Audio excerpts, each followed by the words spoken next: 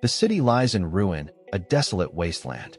Everywhere you look, monstrous creatures hiss, their red eyes glowing in the gloom. A chilling breeze sweeps through the desolation. Up close, this beast's fangs are razor-sharp, its gaze menacing. Monsters close in from every side. You hold the woman tight, her whispered fear, "Are we going to die?" echoes the danger. Blood streaks your face, but your grip on the sword is firm. You stand defiant, shouting, "No, you won't give up." One of the monsters roars, a guttural hiss tearing through the air. Blood splatters its scales. The fight is brutal. Your breath hitches. You can't die here, not now. Not when so much is at stake. Your will to survive burns bright. Swords clash. You parry, strike, and dodge as smaller monsters swoop and hiss. You must survive this onslaught. The scene shifts. You're in a visitation room. "Dad," you say, looking at the man with orange hair. "I'm 18. I'm an adult now." POV. You just leveled up to adult and unlocked the main quest. The man with orange hair listens, a somber look on his face. "Dad," you declare, "I want to clear your name." Your father's cuffed hands rest heavily. He recounts the monster tide that struck Sharnwich City 8 years ago, Earth's biggest disaster. Imagine it, a futuristic city ravaged by storm. Monsters swarm, flying and crawling, amidst explosions. Pure chaos. In the aftermath, only one man survived. Your father, Harley Hewlett. He stands alone, surrounded by the flying horrors. The investigation found him guilty of treason. Harley deserted his post, receiving a suspended death sentence despite his service. The fallout was immense. You dropped out, humiliated at school and work. Our school doesn't teach a traitor's son. Even when you try to help, the world rejects you. A medical professional refuses your blood, fearing punishment for aiding a traitor's son. POV. You're on a mission to clear the family name, and everyone else is just existing. Francis looks down, defeated. He tells you there's nothing left to discuss, nothing to gain from revisiting the past. In the visitation room, Francis accepts his fate. He urges Nigel to leave, change his name, and start a new life, free from this shadow. Nigel listens, distressed, as Francis's words cut deep. "It's hard to be the son of a traitor," his father says. "You'd better not have me as your father." A powerful clap. Nigel slams his hand down. He can't believe what he's hearing. This isn't the Francis he knows. Nigel looks up, defiance in his eyes. He refuses to accept this version of his father. "Dad, that's not who you are." The difficult conversation continues, tearing at Nigel's heart. He clutches the phone, reeling from his father's words. As Nigel emerges, 2 guards in purple uniforms watch. Whispers follow him, the weight of his father's status clinging to his every step. POV. You're trying to have a good day, but the internet remembered that one embarrassing thing you did. A guard stops Nigel, holding up 3 fingers. The visitation fee will be tripled, just another hurdle in his path. Nigel's jaw drops. 3 times the fee? That's nearly 10,000. The injustice stings, fueling his frustration. The guards declare it mercy to even visit a traitor.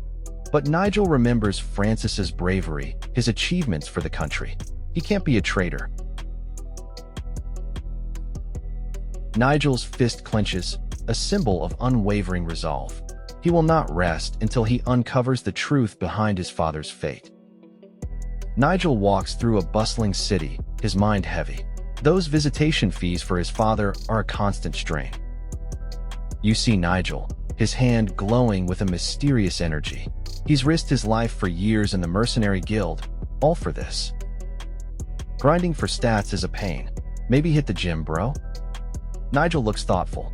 His father is clearly hiding something, but after living expenses, his mercenary earnings are barely enough. How can you possibly get that much money? Nigel's frustration is palpable as he stares down. Your hand clasps a glowing necklace. This precious item is the only valuable thing you possess. This isn't just any jewelry. It's a gift from your mother, made from rare meteor fragments. Should you sell it? The thought flashes, then you quickly dismiss it. Some things are priceless. There's only one option left. Head to the Mercenary Guild. You need to find high-ranked tasks. The bustling Mercenary Hall in Zalfari City. You arrive, and heads turn. Here you come again. POV, you're just trying to live your life, but everyone's got an opinion. You keep walking, dismissing their noise. Their judgment means nothing to you. You find the director's office. Mr. O looks up, surprised by your sudden appearance. Nigel leans in, a polite smile on his face. You ask for a suitable E-level task. Brat, Mr. Owen yells, scolding you sharply. He questions why you're even here. Mr. Owen lights his cigar, a plume of smoke rising. He warns you, an E-level task is too dangerous for your current power. He reminds you of your F-level struggles. Only official Starfallen warriors have true protection. You've been lucky to survive. Mr. Owen insists an E-level lair is suicide for a reserve member. But Nigel replies with a desperate truth. He has no choice. Mr. Owen contemplates. He's probably thinking, is this kid serious? Mr. Owen presents an E-level scout post. It's high risk, sweeping for threats in a monster lair. But the reward is high. Nigel reacts, shocked by the sheer danger of the task. He struggles to find the words. Nigel's hands tremble as he holds the document. This could be his big break, or his last. 20,000. Nigel is overjoyed, practically worshipping Mr. Owen. Talk about a glow-up. Mr. Owen gives a stern warning about the special team. Nigel, still hyped, gives a confident thumbs up. The mission details come into focus. NDA Plaza, sharp blades, and a glowing pendant. All junior above Starfallen warriors await. Nigel, armed with a golden bow, thinks this scouting mission is a lucky break. A huge reward awaits.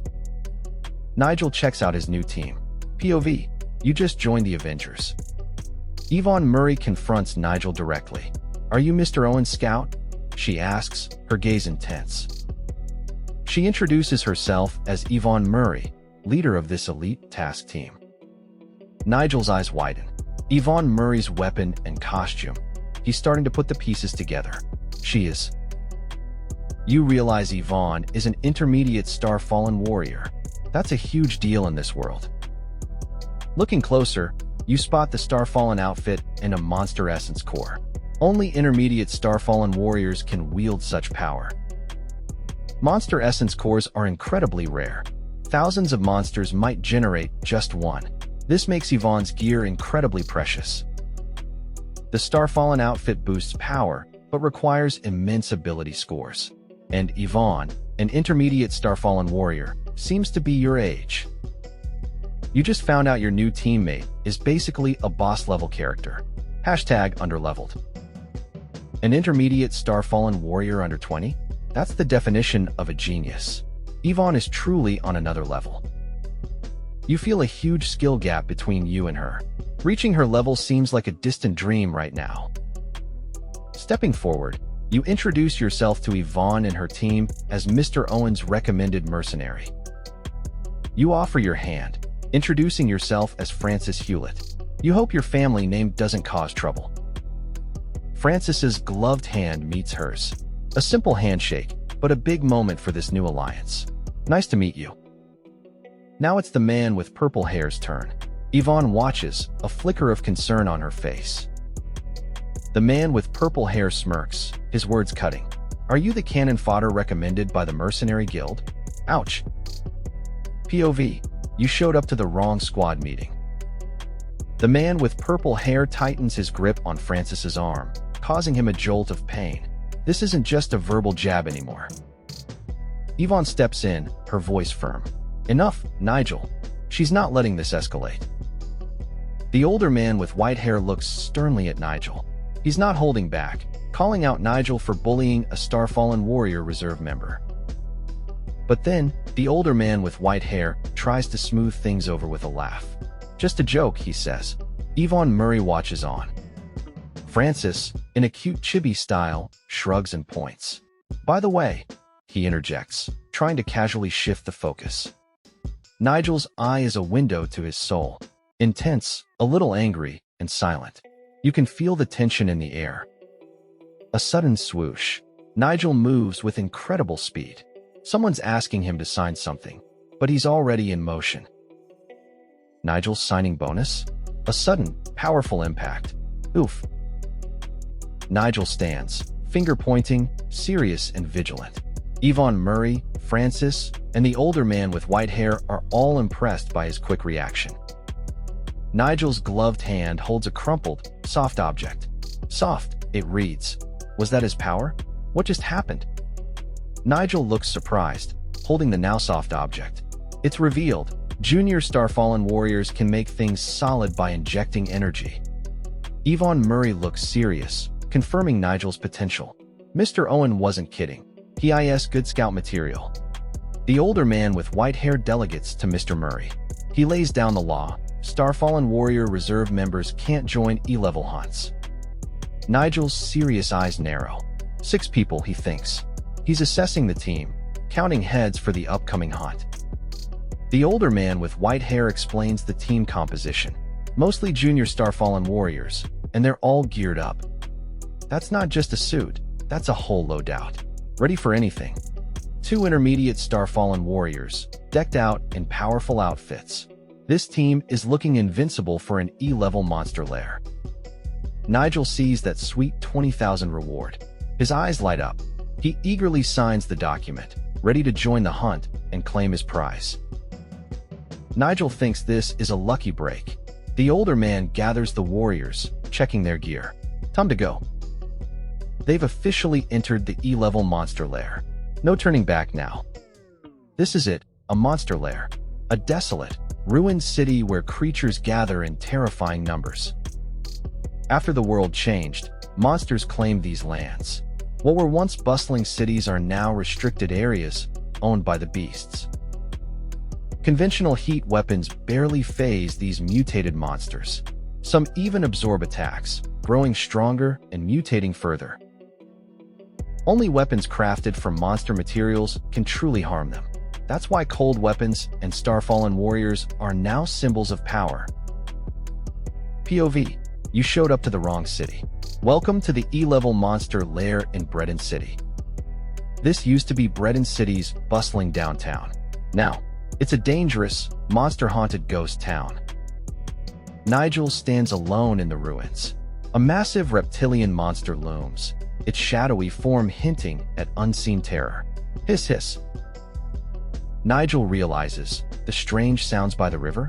These monsters are the source. Meet the fish lizard, an E-level monster.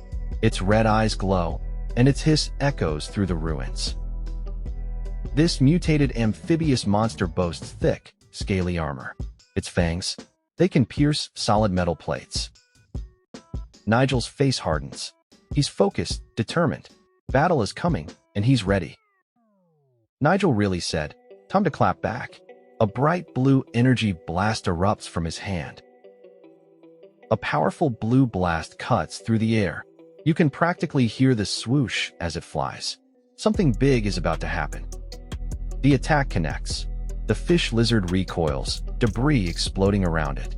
That had to hurt, right? A blinding flash near the fish lizard's eye. You see the intense impact reflected in its glowing red pupil. But wait, a clank.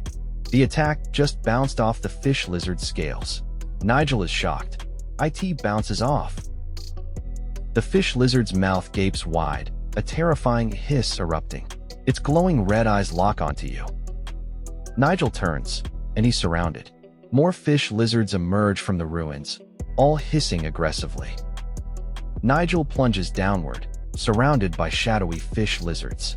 He thinks, "I succeeded in attracting the monster." Nigel's face says it all. He thought he had a plan. POV. You showed up to the wrong fight. Nigel's chibi face is pure panic. He's shocked. Why is the speed of E-level monsters much faster than that provided by the information?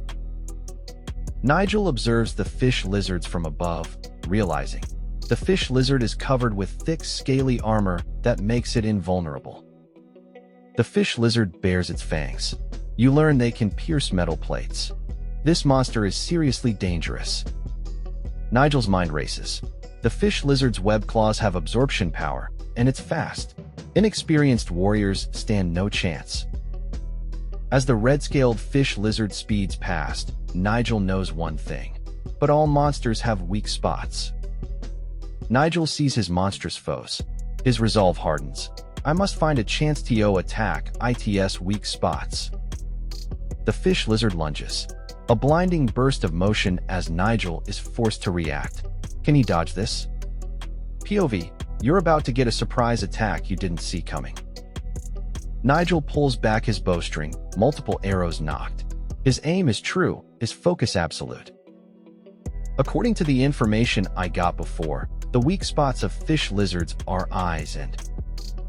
It seems that even a reserve like me, who is familiar with monsters, can play a role in E-level monster lairs.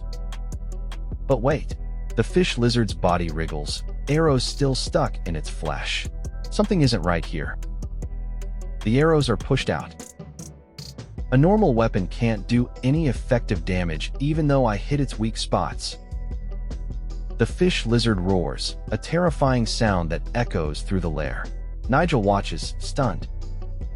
This monster just said, "You thought you did something?" This is the power of an E-level monster. Its speed is too fast. I can't even have time to react. Am I going to die? Exit. I was lucky this time. I almost died. Ordinary arrows can only attract monsters, but cannot harm them. I would be able to hunt lower-level monsters alone if I had arrows made from materials of E-level monsters. But am I prodigal that way? Fish lizards are coming. Get ready, everyone. The fish lizard explodes onto the scene. Debris flies as it roars, eyes glowing red. This monster means business. POV, you just wanted lunch. Now you're fighting a giant lizard. Meet Herman Murray. At 35, this intermediate Starfallen warrior is a force to be reckoned with. He slashes with precision. And here's Yvonne Murray. This 18-year-old intermediate Starfallen warrior attacks with incredible speed. She's fearless. Even the junior Starfallen warriors are in the thick of it. They fight shadowy monsters, sizzling with energy. This team is stacked. The protagonist watches, impressed. This team can clear E-level monster lairs with ease. He acknowledges their formidable skill. A confident smirk plays on the protagonist's lips. He declares this task incredibly easy. Is he underestimating things? Yvonne Murray moves like lightning. Speed lines sizzle as she dashes forward, ready for anything. Her prowess is undeniable. Miss Murray is excellent, and you can see why.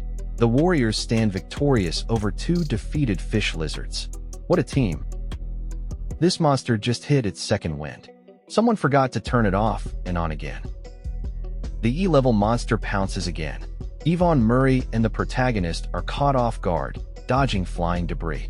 This is bad. Dangerous. Get out of the way. Yvonne Murray and the protagonist react with wide, alarmed eyes. A new threat looms large. Yvonne Murray pushes, protecting the protagonist, as they both fall back. A chilling voice declares, "Cannon fodder. This is where you come in." The protagonist's eyes widen in shock and distress. The fish lizard's gaping maw swoops in, ready to strike. He's in real danger. The monster strikes, sending the protagonist flying. "Ah!" he cries, but even as he falls, he reaches for a small weapon. D***M in it. The fish lizard monster roars, its maw glowing with raw power. A devastating energy beam erupts, tearing through the air with a mighty clap. But Yvonne Murray is faster. She swoops in, a blur of pink hair and steel, piercing the shadowy monster with her blade. Swoop. POV, you just unlocked a new skill tree after beating the tutorial boss. His eyes glow blue, his breath comes in ragged pants. What is that sound? Is this real, or just an illusion in his mind? Yvonne Murray cuts through the tension. She orders Nigel to deal with the monster corpse and retrieve its essence core. The other warriors are not thrilled. One complains, "Seriously? It's not my job. Sounds like a Monday morning." Yvonne Murray's gaze is intense, her eyes glowing red. She leans in, letting Nigel know she sees through his act. Later, the team rests around a crackling campfire in the cavern. A moment of quiet before the next challenge. Yvonne Murray offers Nigel a new army ration, designed for quick energy restoration. "Take some," she says. Then, a rare smile. Yvonne Murray compliments Nigel, calling him an excellent scout. He really said, "It's not a phase, Mom." Meanwhile, Francis, the man with purple hair, holds his nose in disgust. That monster corpse is really stinky. Francis is mocked for attracting monsters and told he's destined to be cannon fodder due to his physical condition. Harsh. Yvonne Murray, looking slightly annoyed, tells Nigel to shut up. The tension is palpable. Francis laughs heartily, wiping his nose. "I'm sorry. I told the truth," he declares, completely unapologetic. Herman Murray steps in, a kind smile on his face. He tries to smooth things over, reminding everyone that Nigel is always just kidding around. But the protagonist isn't having it. His eye burns with fierce intensity. He knows exactly what Nigel did, and he won't let it slide. The protagonist offers to take over guarding duties. He tells Yvonne Murray to rest, humbly adding that he wasn't much help in the battle. POV, you tried to get out of work early. Yvonne Murray has a question. "Your accent is from Jaren City," she observes. "Why are you here, in Zalfari City's 11 monster lairs?" The two stand side by side, listening. The tension in the air is palpable as their conversation continues. Jaren City, in the north, is where monsters first appeared in Earth. It holds the largest number of monster lairs. Yvonne Murray explains her presence. It's part of the adult trail, in her family, a rite of passage. Now it's the protagonist's turn. He looks serious, about to reveal his own reasons for being in this dangerous place.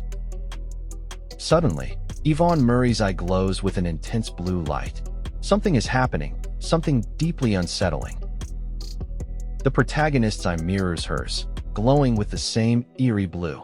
What could be causing such a powerful, shared reaction? POV, you're having a bad day and the ground decides to join in.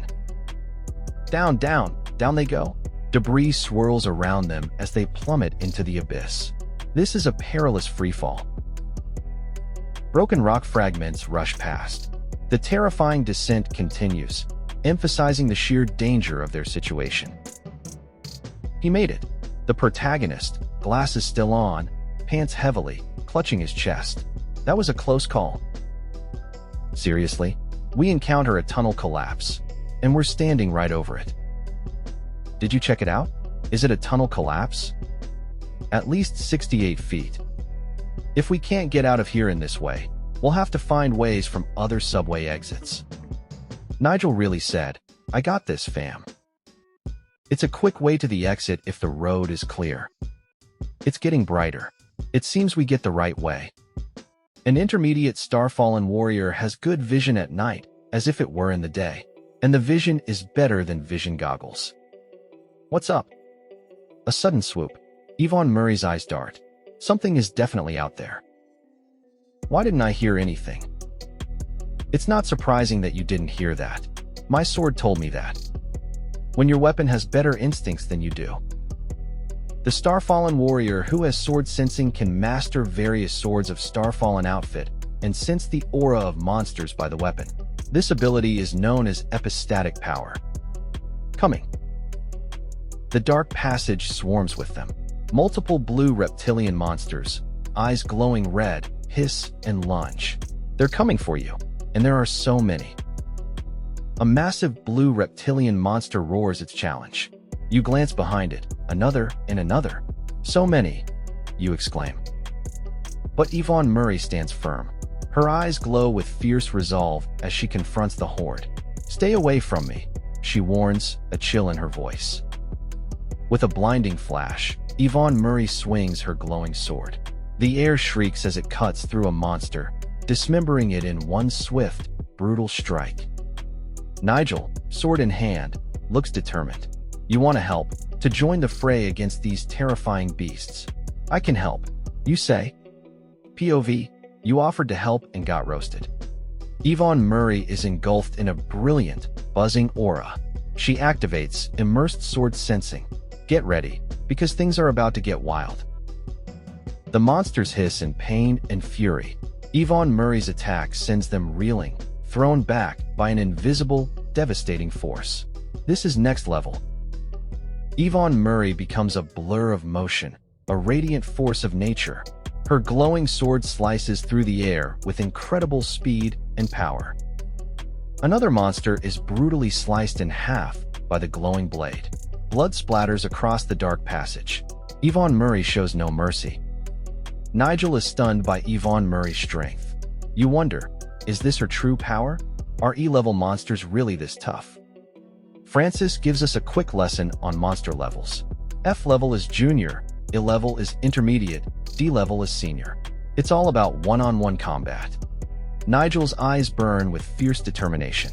You've processed Francis's lesson, and now you know what you must do. She really said, I'll handle it myself.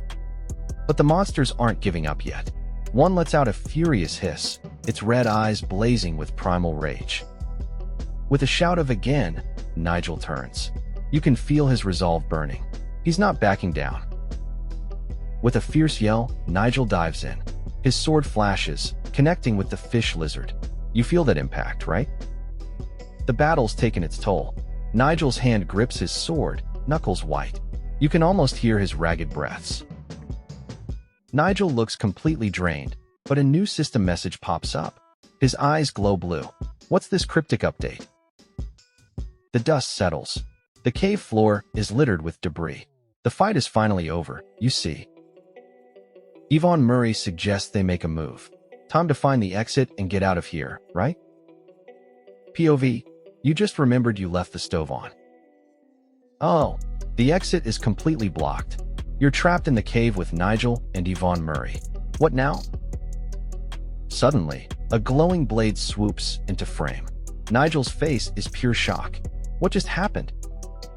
Even Yvonne Murray is stunned. Her face shows pure disbelief. This is not good, you guys.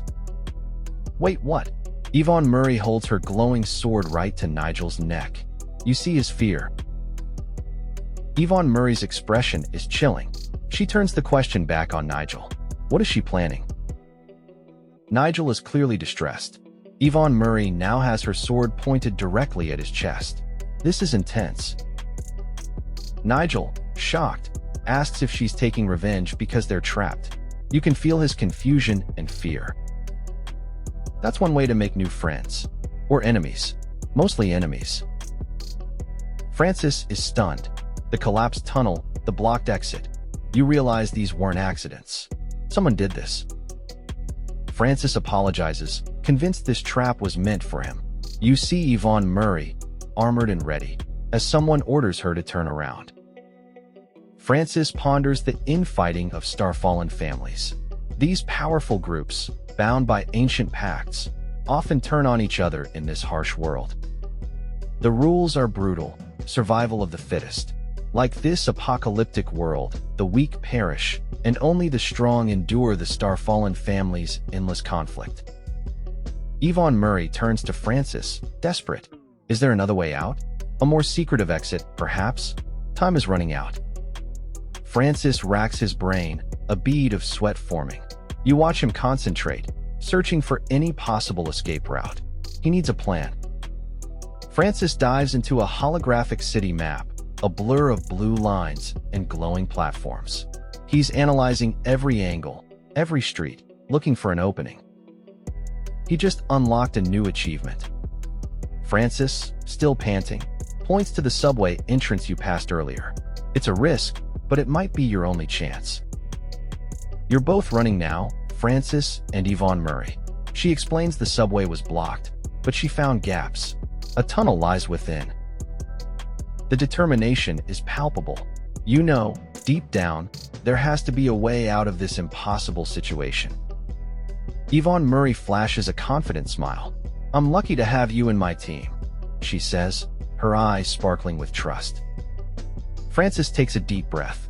"Miss Murray," he begins, "I've been holding my words for a long time. What could he be about to reveal?" The tension is thick as Francis pants, sweat dripping. He's pushing himself to the absolute limit, every breath a struggle. Francis is completely winded, begging Yvonne Murray to slow down. But she urges him on, knowing they can't stop now. POV, you're trying to work out in a sauna. The struggle is real. Yvonne Murray looks at Francis, her thoughts clear. "You're a star-fallen warrior, Francis. Why take on such a dangerous E-level task? Are you short on money?" Yvonne Murray waits, her gaze unwavering. She demands an answer. What truth will Francis reveal? Francis reveals his true motivation. "You risk your life in this E-level monster lair for your father. His suspended sentence ends soon. You must uncover the truth." A quiet moment, bathed in golden light. Two figures stand, lost in a beautiful cityscape. Is this a memory? A dream? You see the woman dreaming of a peaceful future. She longs to return to the seaside, to the place where you both met, once monsters are gone. The man reassures her. "You will see those beautiful seasides," he promises. "Just let him clear these monster lairs first." Francis reveals his painful past. His mother, Julia Jean, died in a monster tide. But how did his father escape alone? You know there's a deeper mystery at play. Oops, you just opened a can of emotional worms. My bad, Francis. Francis says nothing. You see him look down, lost in thought, grappling with the weight of his painful memories. Francis snaps back to reality. "Enough rest," he tells Miss Murray. "It's time for you both to move." The mission continues. Francis and Yvonne Murray ascend the treacherous incline. You hear him breathe. Finally, you've reached a momentary respite. But what lies beyond? Yvonne Murray's eyes widen. You see her gasp at a sudden, unseen threat. What has startled her so much? Swish. Suddenly, a barrage of projectiles rains down. Francis and Yvonne Murray are ambushed. There's nowhere to run. The projectiles multiply, whizzing past your face. Francis and Yvonne Murray are caught in a deadly crossfire. Can they survive this onslaught? A sudden clap. Francis grabs Yvonne Murray, soaring through the air. Debris flies as they narrowly dodge a devastating attack. Talk about a hero's entrance. POV, you just escaped an explosion, only to slide down a mountain. Yvonne Murray is dazed, but Francis is already checking on her. Arrows still fly. There's no time to catch your breath. Oh no, a poisoned arrow pierces Yvonne Murray's back. Francis acts fast, but the pain is clear on her face. Francis grips the arrow. He knows what must be done, no matter how much it hurts. Suck it up, Miss Murray. With a squirt of blood, Francis pulls the arrow. He quickly applies Toxicite. Yvonne Murray endures the agony, leaning against the rock. Yvonne Murray struggles, not just with pain, but with a crushing realization. I never expected you would betray me. Deeper into the cavern they go. A mysterious glowing structure awaits them in the distance. What secrets does it hold? But wait, 3 new figures appear. It's Mr. Murray, flanked by a hooded figure and a young man. They're not alone. This entire quest? It was a trap. Francis just unlocked the Betrayal Arc achievement. Yvonne Murray, devastated, confronts Mr. Murray. My father saved you. Why the betrayal? Her world shatters. Mr. Murray's eyes glow with cold malice. With a smirk, he declares their time is up. Chills. With a chilling thus, Mr. Murray presses a red button. What terrifying trap has he unleashed this time? Boom. A massive explosion rocks the cavern. With a casual bye, Mr. Murray tries to end it all. The explosion rages, engulfing everything in fiery chaos. Can anyone possibly survive a blast this powerful? Did you lure all monsters there from the nearby river? Rest assured, they will never have a chance to survive. Hurrah! People will believe the story of the son of a traitor raiding the genius of the Murray family. POV, You're witnessing a villain's evil plan unfold. Yikes. The explosion's aftermath reveals a horrific truth. You're not alone down here. Monstrous aquatic creatures lurk in the depths, ready to strike. A chilling silence is broken only by the sound of dripping blood. Someone is hurt badly. Although we backtracked at the last minute and survived the explosion, unluckily, we're back in the underground again. Do you smell something? CH-30. The poisoned arrows mixed with the fish lizard bait. These be asterisk stars went to great lengths to kill you. Francis's eyes glow with a fierce, burning rage. He won't let anyone hurt Yvonne. His resolve hardens. It's not only for killing me, and they try to pin my murder on you. POV, you just realized you're not just fighting for your life, but your dad's too. Big yikes. Dad's suspended death sentence probably will. I have to get out of here alive. Watch out. Dodge. I can still fight. Francis closes his eyes, deep in thought. He needs an alternate escape, a path they haven't seen yet. His mind races, searching for an answer. Francis focuses intently on a holographic map.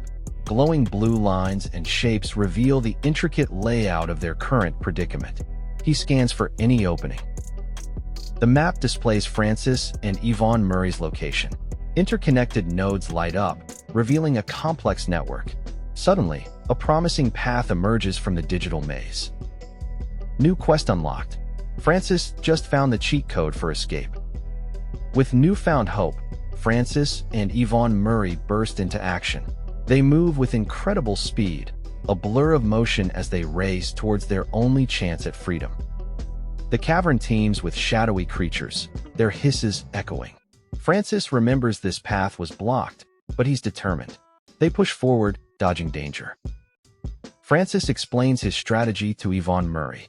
The rock pile has gaps, a hidden path they can exploit. They just need to navigate the treacherous climb. A look of deep distress crosses Francis's face. Yvonne Murray's condition is worsening rapidly. The antidote won't work if she keeps fighting. Time is running out. The weight of the situation crushes Francis. He blames himself, wishing he could do more to protect Yvonne Murray. A moment of raw self-reproach. A sudden gust of wind brings a flicker of hope. Francis smiles, reassuring Yvonne Murray. This air current means a definite exit, a path to safety. When you finally see the light, but then the game says surprise. Yvonne Murray's fear is justified. A massive, blue creature with glowing red eyes appears, surrounded by its smaller, hissing kin. They are utterly surrounded. From above, Francis and Yvonne Murray look tiny, trapped at the bottom of a deep blue chasm. Hissing monsters cling to the walls, sealing off any escape. Yvonne Murray clutches her staff, resolve hardening her face. She intends to sacrifice herself, buying Francis time to escape. He reaches out, horrified. I'm responsible for this. My poison will lure the fish lizards, and I can't get rid of them. Don't hesitate. If one survives, it's for the best. Yvonne Murray leaps into action. She swings her staff, creating a diversion as Francis makes his escape. What a hero! The road must be cleared first. Then I can find a way out with her. Francis really said, I've got a deadline. Good. The exit is clear. With the path cleared, Francis takes a moment to survey the vast, icy cavern. What's next for our determined hero? He stands firm on the fractured ice. Every detail counts in this perilous environment. Miss Murray, come here. Yvonne Murray's face tells a story of fierce struggle. Blood splatters, but her resolve burns bright. POV, you're trying to escape, but the final boss has too many phases. The fight intensifies as the very ground shatters. Yvonne Murray faces a massive, glowing monster, pushing her limits. It is collapsing. Come on. The tunnel groans, threatening to swallow them whole. Yvonne urges Francis forward as debris rains down. They have to move. Crack. The very ground shatters beneath them. The entire cavern system gives way, a symphony of destruction all around. They made it. Francis and Yvonne pause, chests heaving, adrenaline slowly fading. Just breathe. Out of the frying pan, into, well, something else. Francis confirms they've escaped the collapse and found a new view. Yvonne, still catching her breath, looks at Francis with a grateful smile. A moment of calm before the storm, perhaps? Did someone just drop a legendary item? Loot box opened. That sudden buzz grabs their attention. Francis and Yvonne's faces tell a story of pure, unadulterated shock. Their eyes fall upon the city, but it's not empty. Purple, red-eyed monsters now roam the urban landscape. Francis's face says it all, wide-eyed terror and disbelief. This isn't just an escape anymore. Francis grits his teeth. The glowing, winged sword now sits embedded in the ground. Yvonne's voice cuts through the chaos. Yvonne cries out to run, but it's too late. She's thrown through the air, her staff spinning away. Francis wastes no time. He lunges forward, reaching for Yvonne as she plummets. He won't let her fall. Run? Where can I run away? Francis grips the glowing sword, knowing escape is no longer an option. POV, you're the designated protector in the group project. Francis spots an opening. Even an E-level monster can be wounded. He sees his chance and prepares to strike. Francis is in action. He lands a powerful blow, sending the monstrous creature reeling back with a resounding clap. Francis moves with incredible speed. The monstrous creature is thrown backward, soaring through the air from his relentless assault. Swoop. But the monstrous creature isn't out yet. It retaliates, spitting a grotesque, red tentacle-like projectile right at Francis. Swoop. In a horrifying moment, the projectile finds its mark. Francis is impaled, a pained expression on his face. Yvonne Murray looks on, helpless. Crack. Dad, I'm sorry. I can't go back and clear your name. He really said, I don't want to go, Mr. Stark. Total power-up incoming. The warrior system activates. A glowing interface appears, displaying Francis's stats. This is a serious power-up. Francis's face is serene, eyes closed.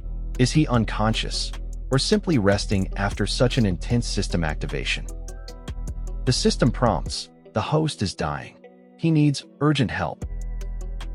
Why am I seeing this? The warrior system activated all historical accumulative energy, feeding back 100 attribute points to the host at once.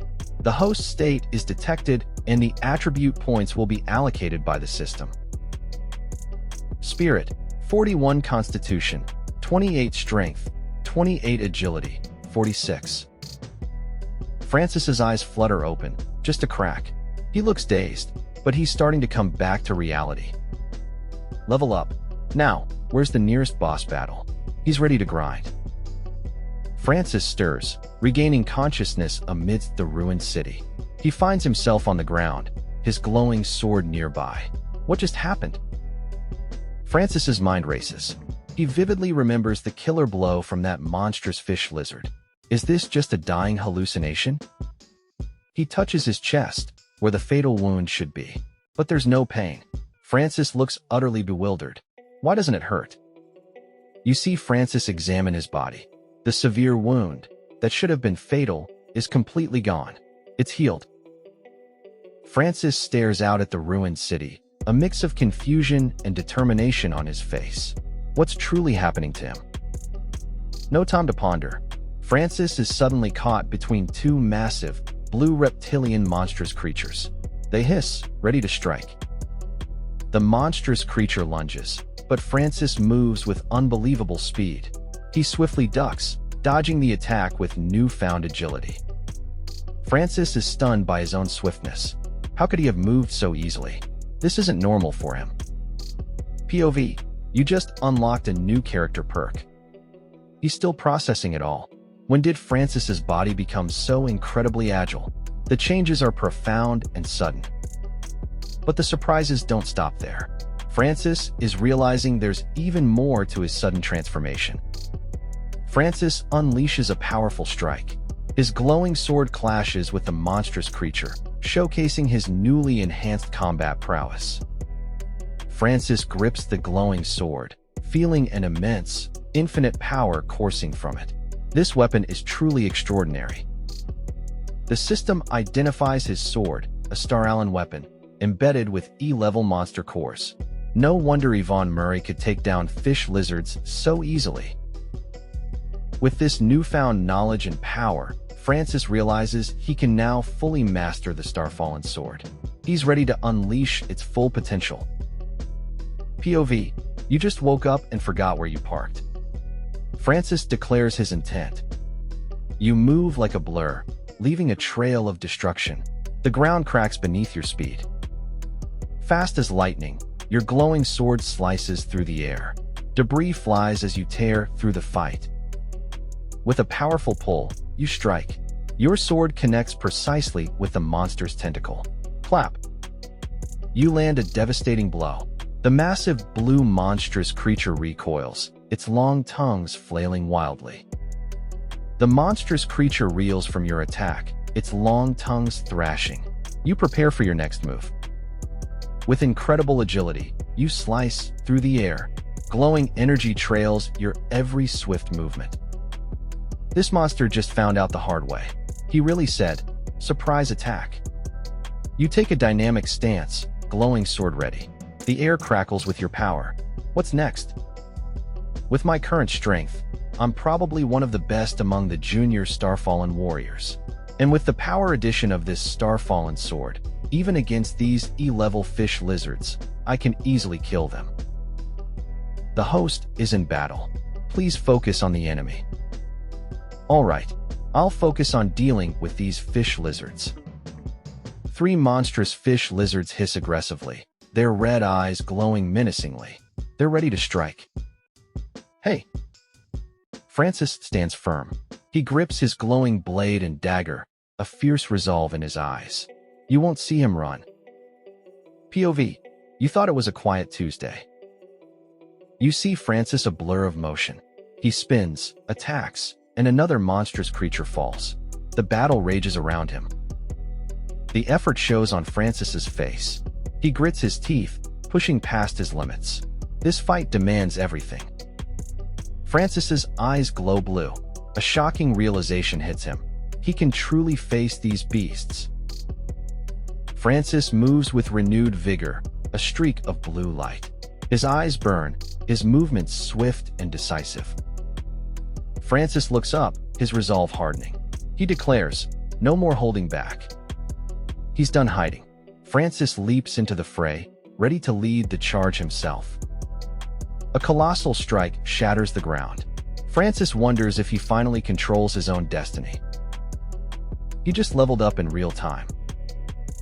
Francis's blue eyes glow as a mysterious interface appears before him. What is he seeing? Francis sees his stats and a surprising notification. Attribute points to be allocated. Francis points directly at you, his glowing eyes intense. Hold on, he commands. Francis looks down at the injured woman with light purple hair. He decides to prioritize the immediate problem at hand. The battle is over. A cool breeze fills the cavern, illuminating the defeated monstrous creature. Francis walks through the collapsed subway tunnel. Luckily, most of the fish lizards have fled, leaving this path relatively safe for now. You breathe a sigh of relief. Corpses mean temporary safety, but a new threat emerges. Francis, with bandaged hands, knows he must urgently deal with the poison affecting Miss Murray. POV, you just wanted a chill day, but the universe said surprise. Francis leans in, his worry clear. Miss Murray is in a bad way, and time is of the essence. You can feel the tension in the air. A quick, decisive swallow. Francis is taking something himself, preparing for the difficult task ahead. What kind of potion is that? Even in pain, Miss Murray apologizes. Her determination to survive, even injured, shines through. You feel her struggle. With steady, bandaged hands, Francis gets to work. The urgency is palpable as he tries to counteract the poison. Every second counts. This is the fish lizard bait, a liquid with a special smell that drives these reptilian monsters wild. You see how dangerous it is. The world changed after Starfallen Night. Mutant plants now create powerful potions, including the very monster bait that endangers Miss Murray. Francis assesses the situation. The wound is manageable, but the monster bait's lingering scent still puts them in grave danger. A new potion is needed. This potion smells so bad. It's probably the final boss of bad odors. Ah, the secret weapon. Potions made from skunk feces repel monsters with their awful smell. It's Francis's go-to for survival. Bandaging complete. Francis is exhausted and suffering a nosebleed from that putrid potion. You feel his pain and his relief. Finally, a moment of calm. Miss Murray's wounds are tended, and the bait's scent is masked. For now, you are safe. But safety is fleeting. Francis realizes the monster bait has altered the fish lizard's hunting patterns. The danger isn't over yet. Francis sits, the weight of the situation crushing him. With Herman down, they're exposed. An attack from two sides is imminent. But first, Francis needs answers. Before any escape, he must understand what truly happened to him. The meteor fragment pendant is gone. Francis wonders, could it have transformed into some kind of warrior system? POV, you just unlocked a new skill tree. The system reveals Francis's stats. Junior Starfallen Warrior. Minor injury, but impressive numbers. And 21 attribute points await allocation. His stats surge, wounds begin to mend. The warrior system is active, and Francis feels the power coursing through him. Junior Starfallen Warrior? Francis questions his new status. Is he really on fire so early in his journey? But wait, Francis is confused. If he's a Starfallen Warrior, why can't he use their special outfits? He needs answers. Francis reflects on a past power from a sword. Then, a chibi Francis appears, explaining the vital stats: constitution, strength, agility, and spirit. Post Francis Hewlett, the system declares, 21 attribute points await. Francis, however, is left wondering how to allocate them. Francis, frustrated, glares at the screen. Explain how to use this warrior system, he demands. Give me a clue on attribute points. Wait, I can do that. All stats now show a plus sign. Francis wonders aloud. Is this system controlled by my mind? Francis understands.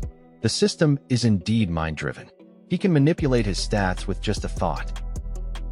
Francis decides to test his theory, allocating 2 points to strength. What will this new power bring? Francis swings his sword, feeling a new lightness.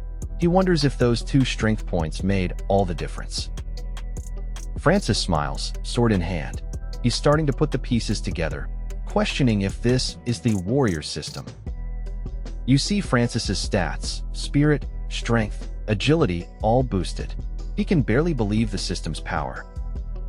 Deep in the dark cave, a blue reptilian creature slithers into view. Its hiss echoes through the passage. Those red eyes, those fangs. The monstrous creature sniffs the air, sensing something nearby. It's on the hunt. POV, you showed up for a free dinner, and it's a trap. Francis's eyes are locked on his prey. Sword ready, he declares, it's now. Time for action. Francis dives in. His sword swoops down, aiming for the monstrous creature below. Clap. The sword connects with explosive force, sending rock debris flying. That's a hit. The monstrous creature recoils. Francis's attack clearly landed, catching it by surprise. Francis follows through with another powerful swing. The creature takes the full force of his blade. Sizzle. The monstrous creature dissolves into a red mist. Francis has defeated it. He really said, GG easy. Francis reflects. Just days ago, this E-level monster would have been a challenge.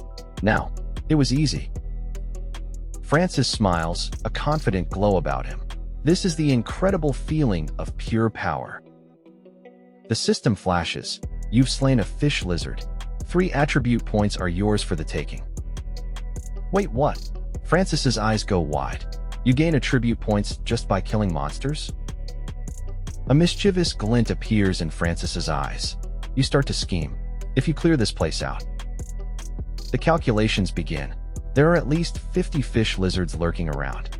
The gears in your head are turning. 150 attribute points. Your mind is blown. Could you become a senior Starfallen warrior? POV. You're trying to keep it together, but the power-up potential is real. Francis checks the stats. Constitution is almost at 40. You're just 3 points away from a breakthrough. Francis feels the surge.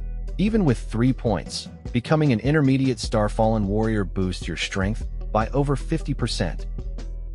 A dagger claps into Francis's hand. You know there are even higher ranks, the Starfallen warlords.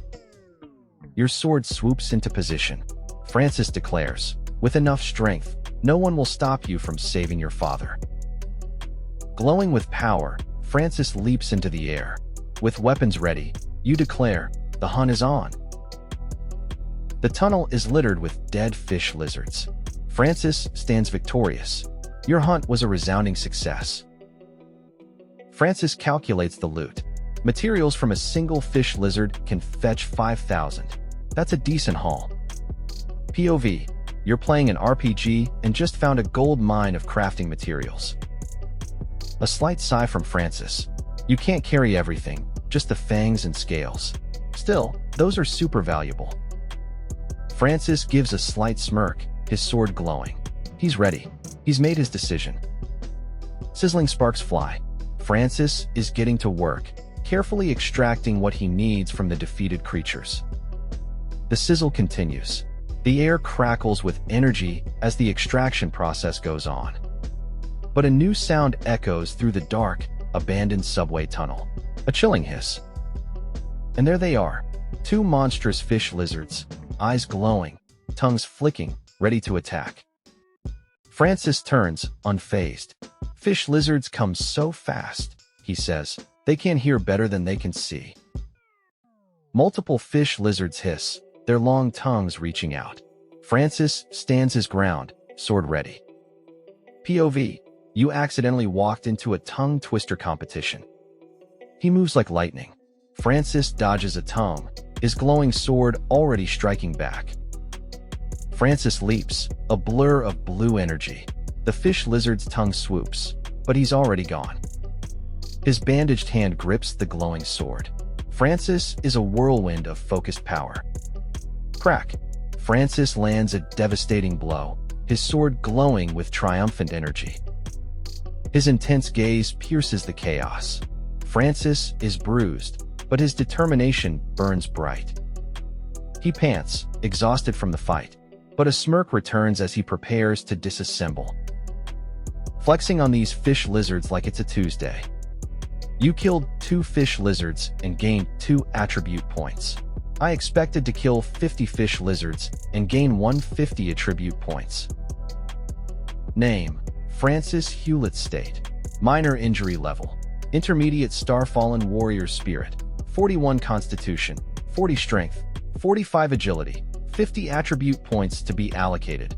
8 however, after becoming an intermediate Starfallen warrior, I can only gain 1 attribute point by killing a fish lizard. I'm simple-minded. I was able to get 3 attribute points before. Was it because of overstepping kills?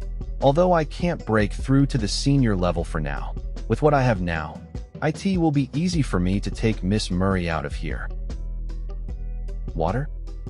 The cavern opens up before you. Ominous howls echo from the depths. What lurks in the darkness now? It's mutant creature? 2 heads, twice the trouble.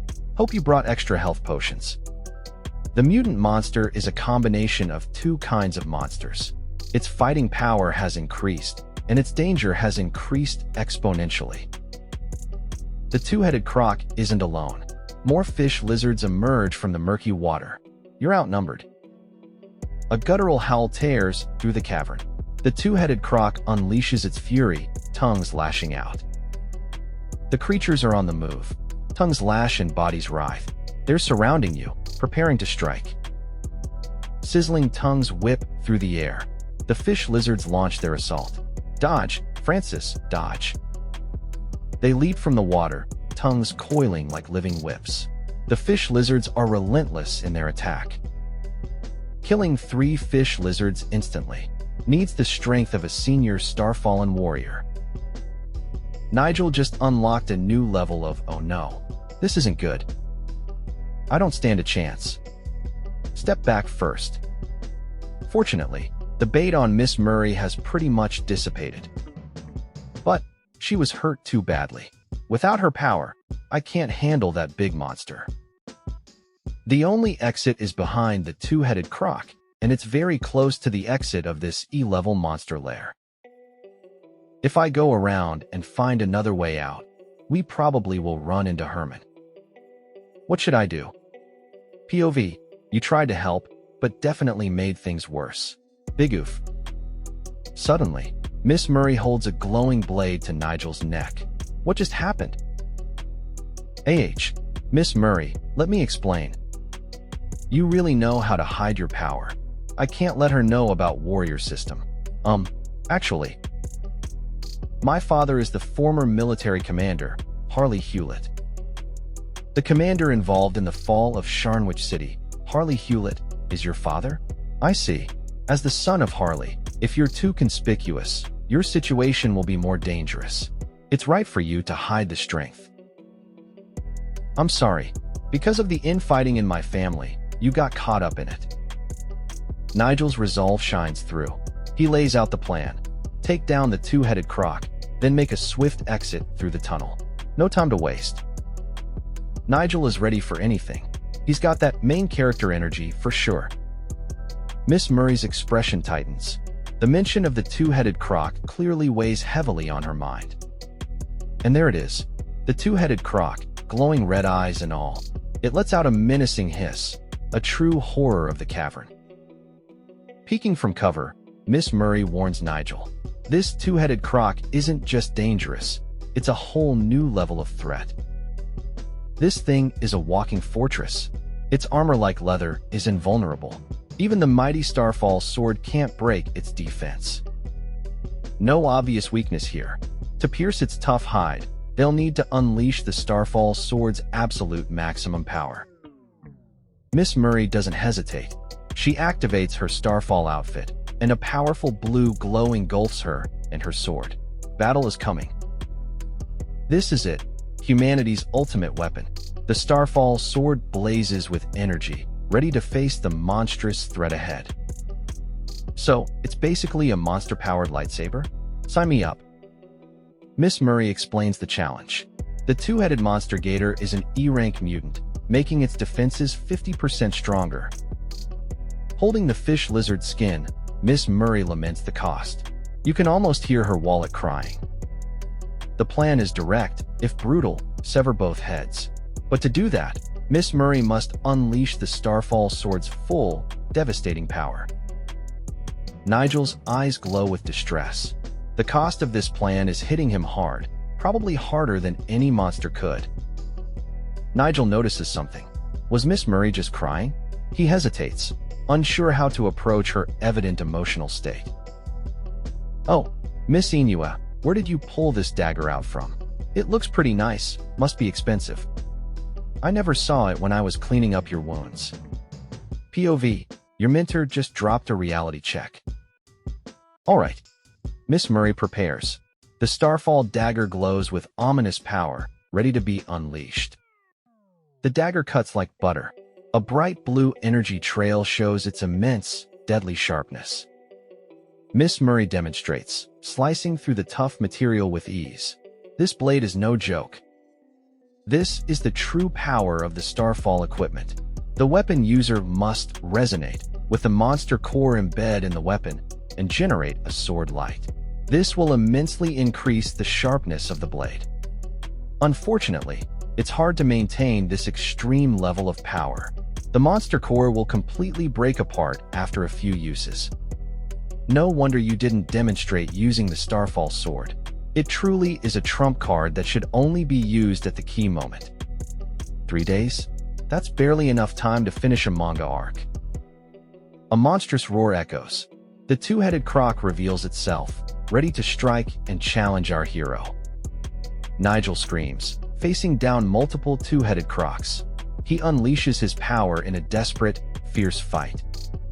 To form a resonance with the Starfall equipment's monster core, one must spend a lot of time in combat with monsters, so they can slowly grasp and comprehend how to do it. Ones with talent can grasp the skill in half a year. However, for the majority, they might not even achieve it in their entire lifetime. You're fighting a tough battle against these monstrous creatures. But wait, someone is praising your genius, Nigel. Intermediate rank at your age? Truly peerless. The encouragement rings out loud and clear. They believe in you, Nigel. With that fierce determination, you're ready for anything. You've been fighting for half a day, Nigel, and exhaustion is setting in. The goal is resonance, but you can't feel a single trace of it. Frustration mounts. POV, you're trying to grind XP, but the boss fight has a time limit. Miss Murray apologizes to you, Nigel. Your father's fate hangs in the balance, and you are her only hope. The pressure is immense. Her gaze is intense, her words clear. You are the one, Nigel. Her entire plan rests on your shoulders. But wait, a system interface pops up. Your expression shifts from weary to intrigued. What new information could this be? The system has detected an inactivated Starfall sword. It asks if you want to spend 10 stat points to activate it. You have just enough. A sudden realization hits you, Nigel. You can achieve resonance by activating the Starfall sword with stat points? Why wasn't this an option before? Activating E-rank Starfall equipment requires intermediate rank and 10 stat points. You accept the cost, even if it means saying goodbye to your hard-earned points. Boom. With a flash of lightning, you activate the Starfall sword. Its power surges through you, ready to be unleashed. This is a game changer. That moment when you finally unlock the legendary weapon. Time to go OP. Now, to test its might, you swing the glowing blue sword, its new power slicing through the air. These monsters don't stand a chance. Success. The Starfall sword cuts through enemies like butter. You can't help but smile, Nigel, feeling truly powerful. Miss Murray watches on. Miss Murray is speechless. You succeeded, and in just half a day, her surprise is palpable. This changes everything. His talent is absolutely terrifying. Save me, you idiot. You were focused on looking cool, even though you don't know basic knowledge about Starfall equipment. Thank you, dummy. The dust settles. The massive three-headed monster lies motionless, defeated amidst the dungeon debris. POV, you just unlocked Boss Battle Mode, Extreme Difficulty. Nigel unleashes a powerful mid-air strike. You hear his thoughts. The strength that comes from desperation is always so dazzling. Amidst the skeletal remains, a small, pink frog-like creature observes the residual blue energy. What is it doing here? The small pink frog-like creature's eyes widen, startled by the swirling blue energy and debris around it. The three-headed monster roars, its glowing red eyes burning with aggression. This fight is far from over. Nigel charges, his glowing blue sword a beacon of power amidst the monster's chaotic body parts. Nigel grips his sword tighter, a fierce determination in his eyes. Great, I'm within attack range. The menacing three-headed monster glares. Nigel's strategy is clear. Cut off that fish lizard's brain to have the mob's combat effectiveness.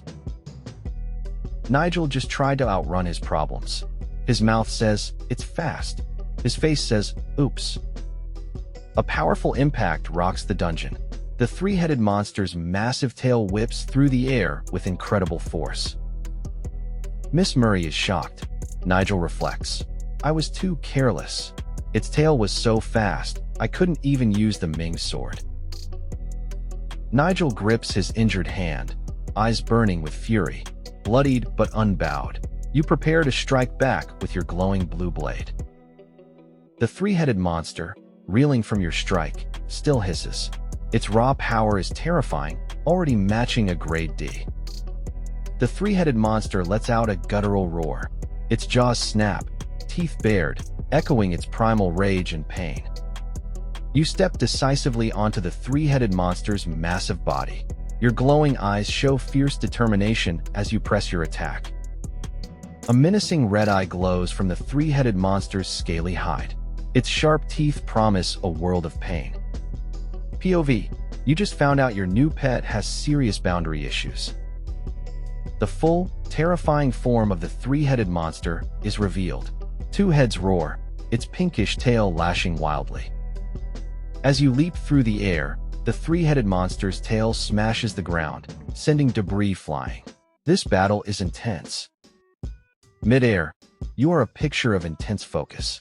Your sword is poised, ready for the next crucial strike against the monster. Blue energy explodes from the three-headed monster's scaly body. Your powerful attack sends fragments flying. Your eyes are wide, locked onto the monster. Every muscle is tense, every fiber focused on this critical moment. You recoil, blood splattering your face. The monster's power pushes you back. This isn't easy. Damn, you think, as the three-headed monster's bloody tail smashes the ground. Its power is relentless, even injured. Me after getting one good grade in a class. The hubris is real. Miss Murray shouts, urging you to retreat. Your injuries are serious. Hide, but you look pained, still fighting. You learn the crucial info. Mutant monsters have weak points. Forget swords and guns. You need martial arts or a talent skill to even scratch them. Nigel's resolve hardens. If he fails to save Mu Inua, his father faces imprisonment and a death sentence. He has to act fast. The scene shifts. You're transported back in time, exactly 12 years ago. A poignant memory unfolds. During a monster outbreak in City S, while helping others, the small boy's mother vanished. A faded portrait appears. This is the beloved wife of Jing Jun Gang, the woman who went missing. The young boy cries, denying his mother's death. The man in military uniform reassures him, promising to care for Fan. The man in military uniform makes a solemn vow. He promises to rid the world of all monsters, seeking revenge for the boy's mother. A terrifying two-headed monster roars, lunging forward. Nigel faces the brutal impact head-on. Nigel moves with incredible speed. His glowing blue sword slashes through the air, debris flying around him. After the intense clash, Nigel crouches low, his glowing blue sword ready. The shattered debris hints at the chaos he just navigated. Nigel's eyes burn with resolve. He'll risk everything to uncover the truth, clear his father's name, and return home. Nigel stands ready, his glowing sword humming. Behind him, a faint monstrous figure of blue energy begins to materialize. A holographic interface flashes. Talent skill activated, perception. Nigel's eyes widen in surprise. What just happened? The interface details the new skill. Perception, primary sense, all changes within a 10-meter radius. That's a game changer. Nigel just unlocked his stand. Aura, aura, aura. I can even see my back view. This two-headed monster gator seems to have slowed down. This is a good chance to attack. You strike. Nigel's glowing sword connects, unleashing a burst of raw energy. The two-headed monster takes the full force of your attack. Roaring in agony, the two-headed monster reels. Its eyes glow red with pain. Your strike was devastating. Blood splatters your face, but your resolve burns brighter than ever. Nigel's eyes, fierce and focused, tell the story of a warrior forged in battle. Miss Inua, we should get going. You have killed a grade E mutant monster and gained 3 attribute points. 3 attribute points. Is this equivalent to the grade of the monster killed? Grade E mutant monsters core found. Grade E mutant monsters core found. POV. You just cleared a dungeon, but the city's still broken. We're almost at the exit of the Monster Den. Through the desolate, ruined city, Nigel carries Miss Inwe. Their determined gazes are fixed on the path ahead. Kia. They're touching my back. Nigel sprints through the ruins, Miss Inwe still on his back. Are you fleeing danger, or just eager to escape the awkwardness? I'll have to thank you for this time, Swafan. If IT wasn't for you, I probably would died in there. You don't have to say it like that, Miss Inwe. I was also just saving my own life. Besides, we've gone through life and death together, so there's no need to thank me so often like we're strangers. Then why are you still calling me Miss Inwe? POV, you just unlocked a new level of intimacy. Nigel's face shows a rare blush. He's totally flustered. But the moment is shattered. Explosions erupt around them. Nigel dodges, still carrying Miss Inwe. A new threat emerges. A man in a suit observes them, a smirk on his face. He's definitely up to no good. Oh great, Muja has arrived. He claims to be their rescuer, but something feels off. Nigel is not amused. He glares, his annoyance palpable. Muja and his cronies are getting on his nerves. Muja taunts Miss Inwe, mocking her injured state. But Miss Inwe is fierce, threatening him with family retribution. Muja's smile turns sinister as he makes a vile, predatory remark towards Miss Inwe. This guy is truly despicable. POV, you're about to get jumped. The men in suits argue like vultures, deciding who gets to smush Nigel. Their cruelty knows no bounds. Nigel grips his glowing sword. His resolve is clear. He's ready to turn the tables on these guys. Nigel looks defiant. He reminds Muja who the real predator is. The hunt is about to begin. In a flash, one of Muja's men is down. Muja is shocked, unable to comprehend Nigel's speed. Miss Inwe, still on Nigel's back, declares her intent to settle scores with Muja. It's payback time. Nigel gently puts Miss Inwe down. He tells her to wait, promising a swift end to this battle. The man with purple hair is furious. He can't believe the power you're unleashing. This was not part of the plan. This man just unlocked a new level of pain. Respawn when. Your power surges, shattering everything in your path. Red eyes blaze with raw, destructive force. Mid-air, you continue your devastating attack. The world around you crumbles to dust. A massive blue energy wave engulfs the area. Your opponents are caught in the devastating blast. Your attacks are swift and brutal. One by one, your foes fall, leaving others stunned and terrified. The man with purple hair is drenched in sweat, utterly terrified. His subordinates are all defeated. You loom over the man with purple hair, gripping him tight. His terror is palpable. The man with purple hair flees, terrified, through the ruined city. But you are right behind him. POV, you thought you could outrun the main character.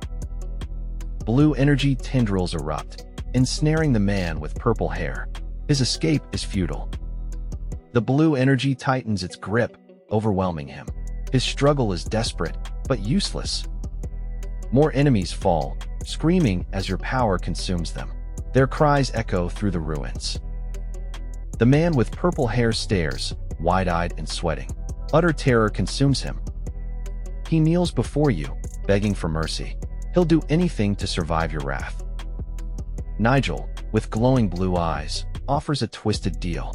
He challenges the defeated man to a death match, promising mercy if he accepts.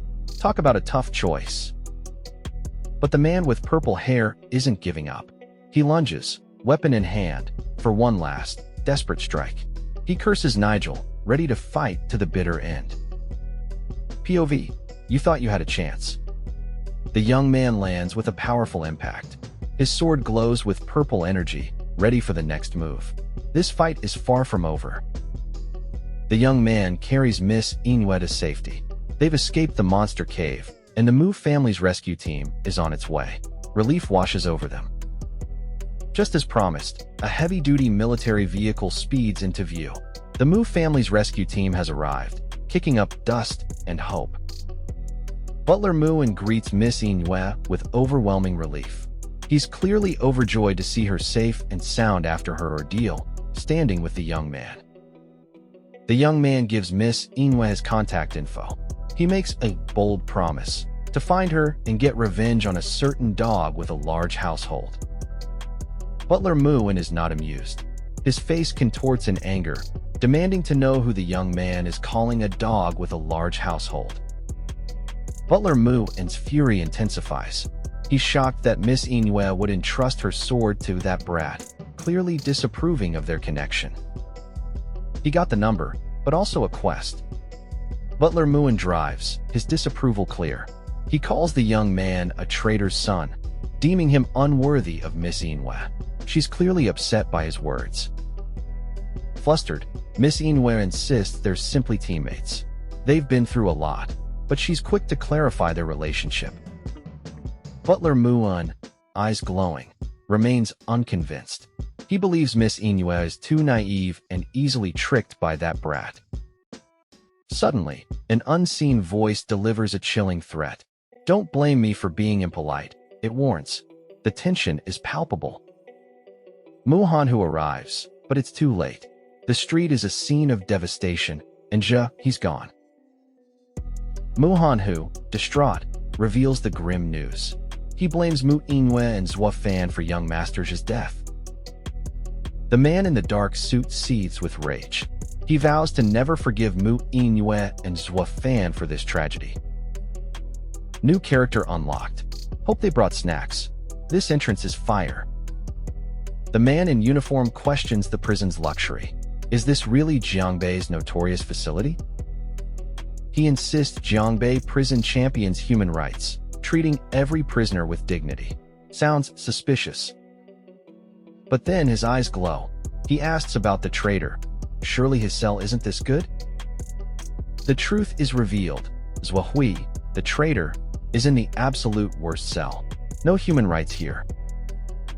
Zhuo Hui stands alone in his harsh confinement. Cold, isolated, a stark contrast to the prison's facade. Suddenly, a voice cuts through the silence. "Long time no see, traitor Zhuo Hui." He's shocked. The man in uniform's eye glows with intense recognition. "It's you?" he exclaims. POV, your friend offers to help you. Run, Zhuo Hui, run. A taxi pulls up to the building. A young man thanks the driver, ready for his mission. Nigel stands resolute. He vows to uncover the truth about his father tonight. His strength will clear his name. Suddenly, a loud sound. Nigel reacts, his senses alert. What could be happening inside? What is that? The text panel reveals the truth. A floating prison, home to China's most heinous criminals. This isn't just any prison. It's the Sky Prison, China's highest security facility. And the chilling truth, no one sent to Sky Prison has ever come out alive. POV, you realize your worst fears just floated into view.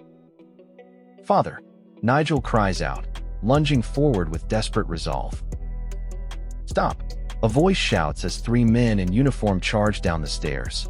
The chase is on. "Dad," Nigel's voice cuts through the tension as Zhuo Hui is cornered by guards. "Oh," the man with light blue spiky hair smirks, taking in the chaos. "Screw off," Nigel lashes out, sending guards flying with furious blows. "So this is that useless son of yours?" The man with light blue spiky hair mocks, a sinister laugh escaping him. The man with light blue spiky hair pauses, a slight smirk playing on his lips. What's he planning? This man just unlocked a new level of "don't touch my family." Not a single prisoner has left that prison alive. Nigel vows to protect his father, no matter the cost. He will find the truth. He will clear his father's name. Nigel's resolve burns bright. Nigel's eyes widen. The attack is too fast, too sudden.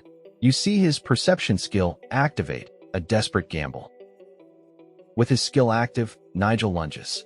He grabs the arm of the woman with white hair and glasses, catching her completely by surprise. Her eyes glow yellow as she reels. "He blocked my hand blade." Even she's shocked by Nigel's unexpected defense. What a block. You see the sheer force of the impact, but Nigel's hand holds firm against the blade-like strike. No time to process. The woman with white hair and glasses spins, arm extended, with a fierce command, "Back OFF." You know it's serious when the hero just wants to visit his dad. Priorities, right? But she's too fast. The woman with white hair and glasses is already behind Nigel, who looks stunned and pained. Nigel blocks her staff, but the force makes him realize she's strong. This isn't just a skirmish anymore. Her glowing yellow eyes narrow. He blocked it again, she thinks. The last time wasn't a coincidence. She's catching on. The fight rages. Kicks, blocks, energy blasts. Nigel and the woman with white hair and glasses are going all out. Nigel's eye glows blue as he thinks, what a scary woman. He knows her strength and speed are superior, but his skill keeps him in the fight. The man with light blue spiky hair can't believe it. He turns to Zhuhui. Is he really your son? Zhui's eyes glow, a faint smirk playing on his lips. How is Fanyar? He begins, a hint of something deeper. POV, you thought you had the upper hand, but they just said, nah. This won't do, Nigel declares, energy swirling around him. He prepares to activate the Starfall sword's resonance. If you still want your hands, then back off. A massive energy blast rips through the building. The fight just escalated. Who unleashed this power? On a rooftop helipad, Nigel and the stern woman walk away. A momentary pause in the action. Where are they headed next? The stern woman's gaze is intense. Her hand glows with a gem, power radiating. She's not done yet. What's her next move? Nigel's eyes glow green, burning with focus. His sword is ready. He's powering up, preparing for the next clash. Nigel grips his glowing sword with both hands. Energy surges around him. He's unleashing his full power. When the weapon starts glowing, you know it's about to get real. Not bad, not bad. You are already this strong at such a young age. It's too bad that you are a traitor's son. Since you've worked so hard just now, I shall give you 1 minute to bid farewell to your father. Dad. Dad. Now, I can finally tell you the truth. I have never betrayed our country. The real reason behind the fall of City S was. Go to the Jining City military base. The evidence is locked in a safe deposit box in He base's restricted area. The password is.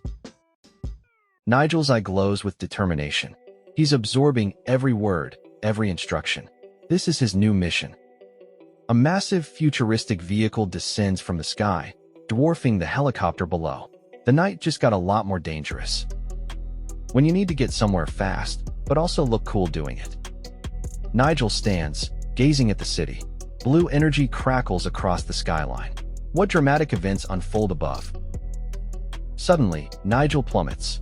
Blood splatters around him as he falls from dizzying heights. This is a dangerous drop. Welcome to Jiangbei City, a sprawling metropolis, calm and bright. For now, at least. Back in Jiangbei, Nigel is sleeping soundly. But what's that incessant ding-ding sound? His peaceful slumber is about to end. Nigel's eyes snap open. You see the annoyance building. He just wants to sleep. He screams. His eyes glow blue, and POW. That alarm clock is now a pile of shrapnel. Someone woke up on the wrong side of the bed. Nigel's eyes widen. He stares at the destruction. Did he really just do that? This man just unlocked a new level of, oops, my bad. Nigel stands in his room, taking it all in. A new day, a new level of power. A holographic interface pops up, showing his stats. Nigel ponders. Why did he even set that alarm yesterday? Nigel looks out the window. His phone, glowing on the table, signals a new distraction. An angry Uncle Gao is on the line, demanding Nigel pick up some items. You can practically hear him yelling. Nigel, slightly flustered, quickly dons his jacket. On my way, fatty uncle. He responds, determined.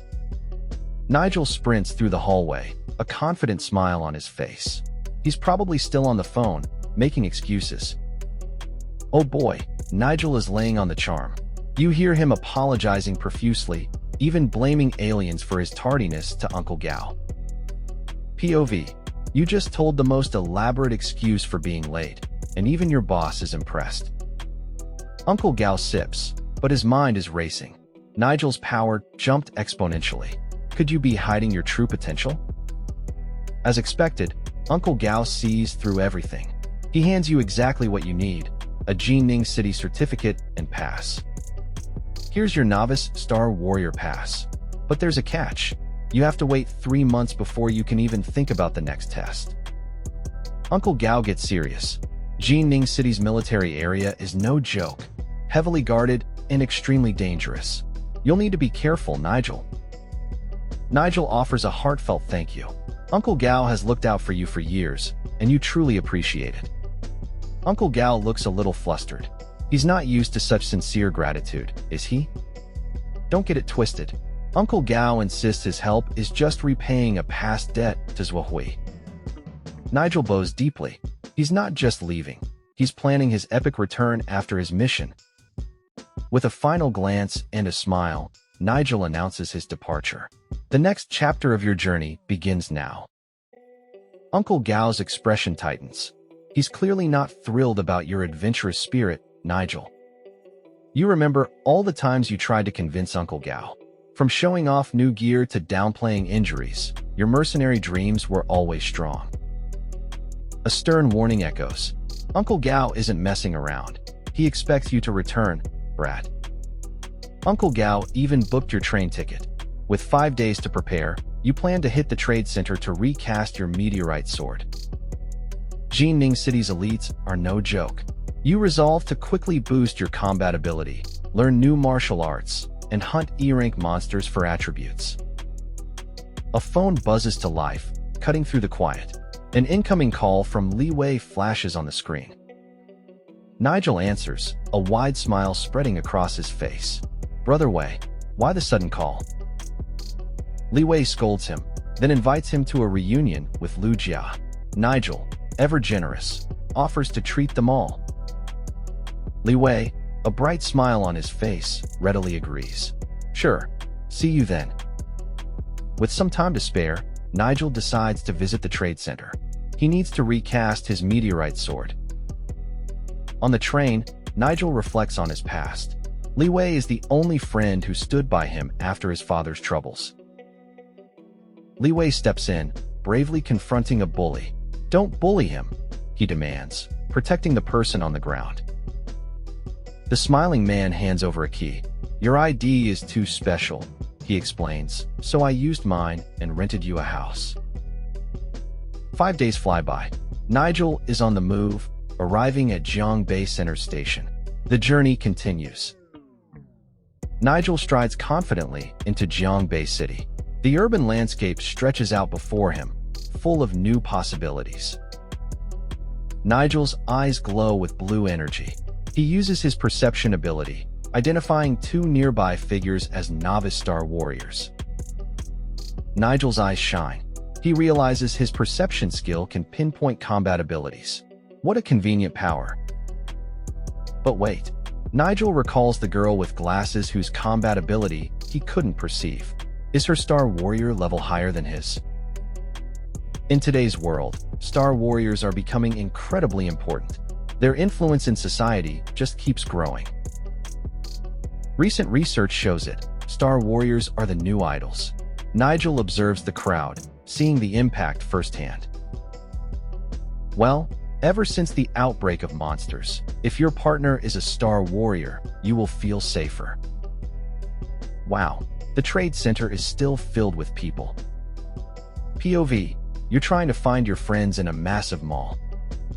Previously, I came here to sell all those fish lizards drops. Instead, I'd have to spend money to use the mutated monster core to reforge the Starfall sword.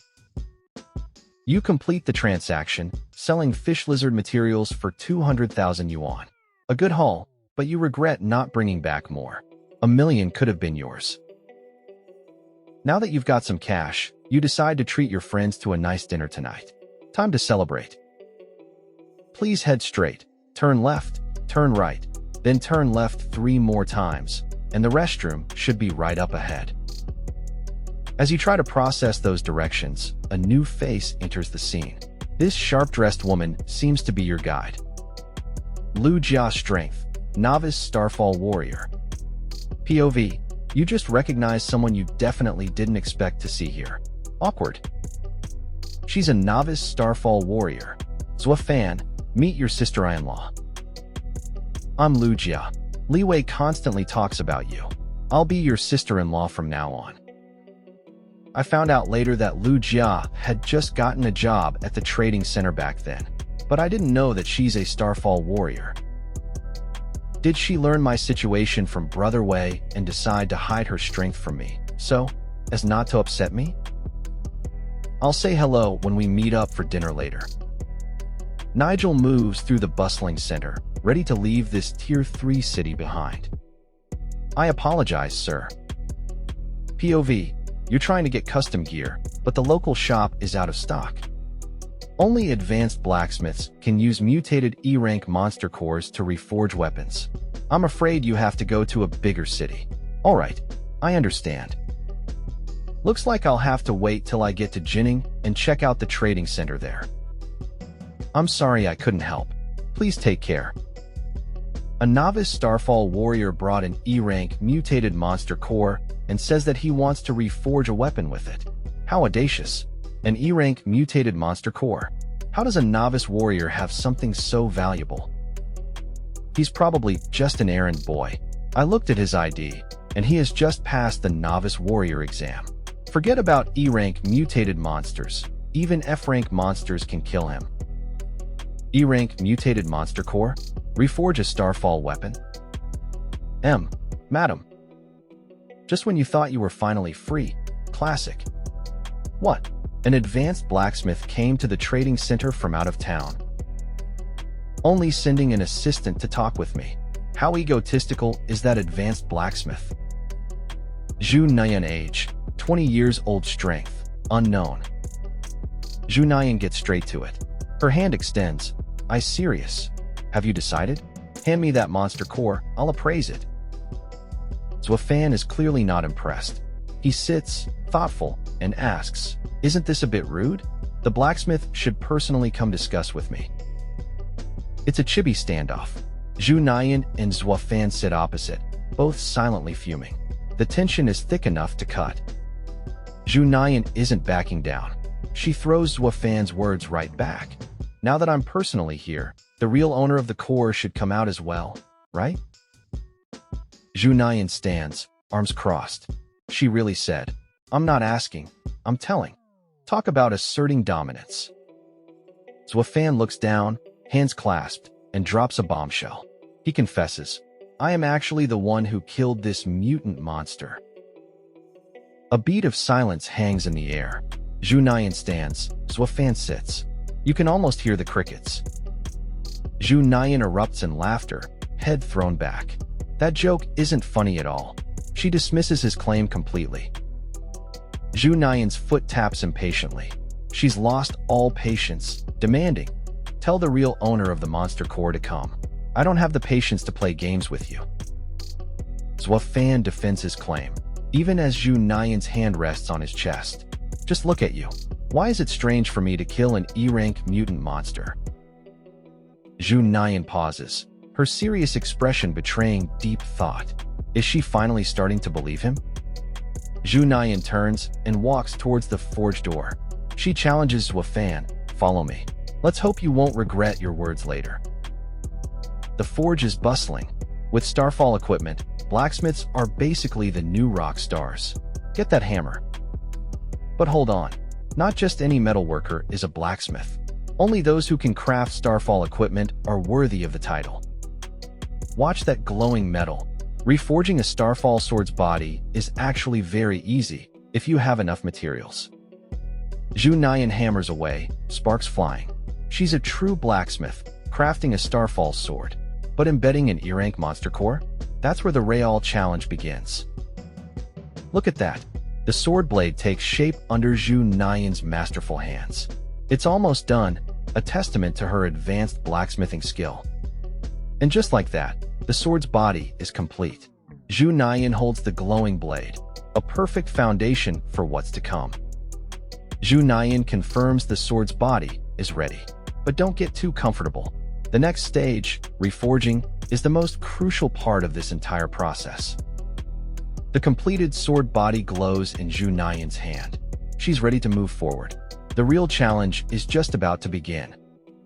Zhuo Fan said, "Don't worry about me, Miss Zhu. POV, you're about to suppress a monster core." Fusing a monster core with a Starfall weapon unleashes a torrent of rampaging energy. Only a powerful Starfall warrior can suppress the explosion. Zhu Nian warns Zhuo Fan, "This mutant core is terrifying. Fail to suppress it, and you could die." She urges him to stop. Zhuo Fan closes his eyes, unwavering. He understands the risk, but his resolve is clear. "Please continue," he tells Zhu Nian. Zhu Nian is clearly annoyed by Zhuo Fan's stubbornness. "You better not regret this later," she thinks, a final warning before the storm. The moment of truth. Zhu Nian carefully places the glowing monster core onto the blade. Energy crackles as the fusion process begins. The sword erupts with powerful, surging energy. Zhuo Fan and Zhu Nian watch as the monster core's power begins to awaken. Whoa! A terrifying monstrous head emerges from the energy. The monster core is activating, its raw power manifesting before their eyes. Zhu Nian said, "Now, suppress it. POV, your boss needs that report by end of day." Zhuo Fan's eyes glow blue with intense focus. He concentrates his willpower, ready to suppress the monstrous energy. It's all up to him now. The monster core erupts. A terrifying two-headed dragon manifests from the glowing energy. Its sharp teeth and raw power are undeniable. But then, a powerful force pushes back. The raw energy is suppressed, condensing into a swirling vortex. It's being contained. Zhuo Fan and Zhu Nian watch as the lightning-infused energy is fully absorbed. The monster core, once a threat, is now contained within the sword. Zhuo Fan turns, a subtle smile on his face. He's done it. The suppression is complete, the monster's power now his. Zhu Nian is stunned. The speed, the power.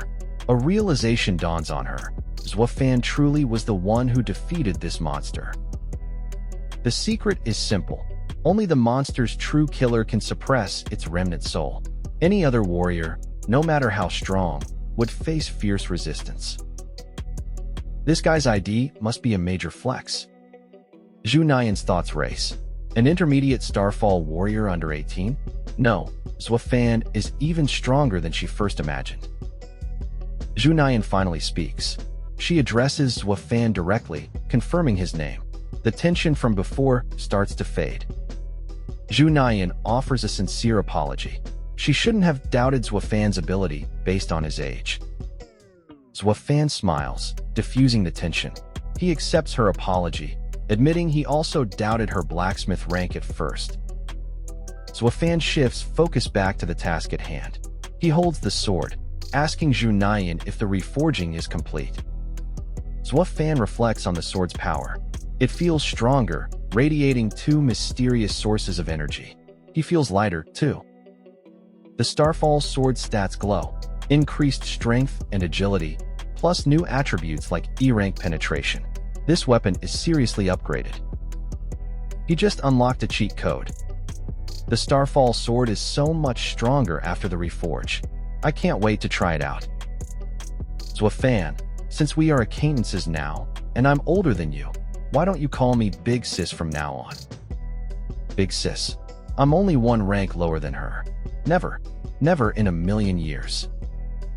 If you call me Big Sis, I'll give you 30% off for all your future Starfall equipment crafting deals with me. Big Sis. Haha, what was I saying earlier again? I can't remember.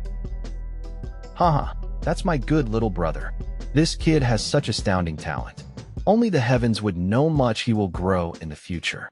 With him providing me with all kinds of rare monster cores for me to practice on, it's only a matter of time of when I become a master blacksmith. Here, I'm not gonna make you call me Big Sis for nothing. As an advanced blacksmith, I have 3 black card VIP quotas. I'll give you one. POV, you just unlocked unlimited perks. Your big sis still has matters to attend to, so I'll head out first. I didn't get a big sis for nothing. To think that I now own one of the VIP black cards that provides all kinds of privileges at trading centers. Perfect timing. I just happened to need to test out my newly reforged sword. The trading center's weapon testing area is a very popular and busy place. I couldn't even get in line before, but it's different now that I have a black card. My Starfall sword. You must also be thirsting to finally unleash your power. The stage is set. You're headed to the bustling weapon testing area, a crucial stop for any Star Warrior looking to hone their craft. With the appearance of Star Warriors, the testing area coaches also appeared. They call them Star Marshal coaches.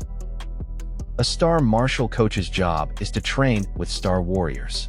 The salary is good, so it's an ideal job. To become a Star Marshal coach, you need to be a strong Star Warrior and own at least an F-rank Star weapon. Every day I fought with F-rank Star equipment warriors, all with poor quality F-rank monster cores. So boring. POV, you thought your gear was endgame. It was barely tutorial level. This is the legendary Meteorite Spear. It looks powerful, but can it truly withstand an E-rank warrior's might? Meet Brother Tan, their best Star Marshal coach. If a true threat appears, he's the one they'll send. But it's not an E-rank warrior they're facing. Only Brother Tan can handle this special black card customer. A document reveals the true challenge, a recast E-rank mutated monster. This isn't just any opponent, it's formidable. The man with light brown hair can't help but smirk. A challenge like this? He finds it interesting.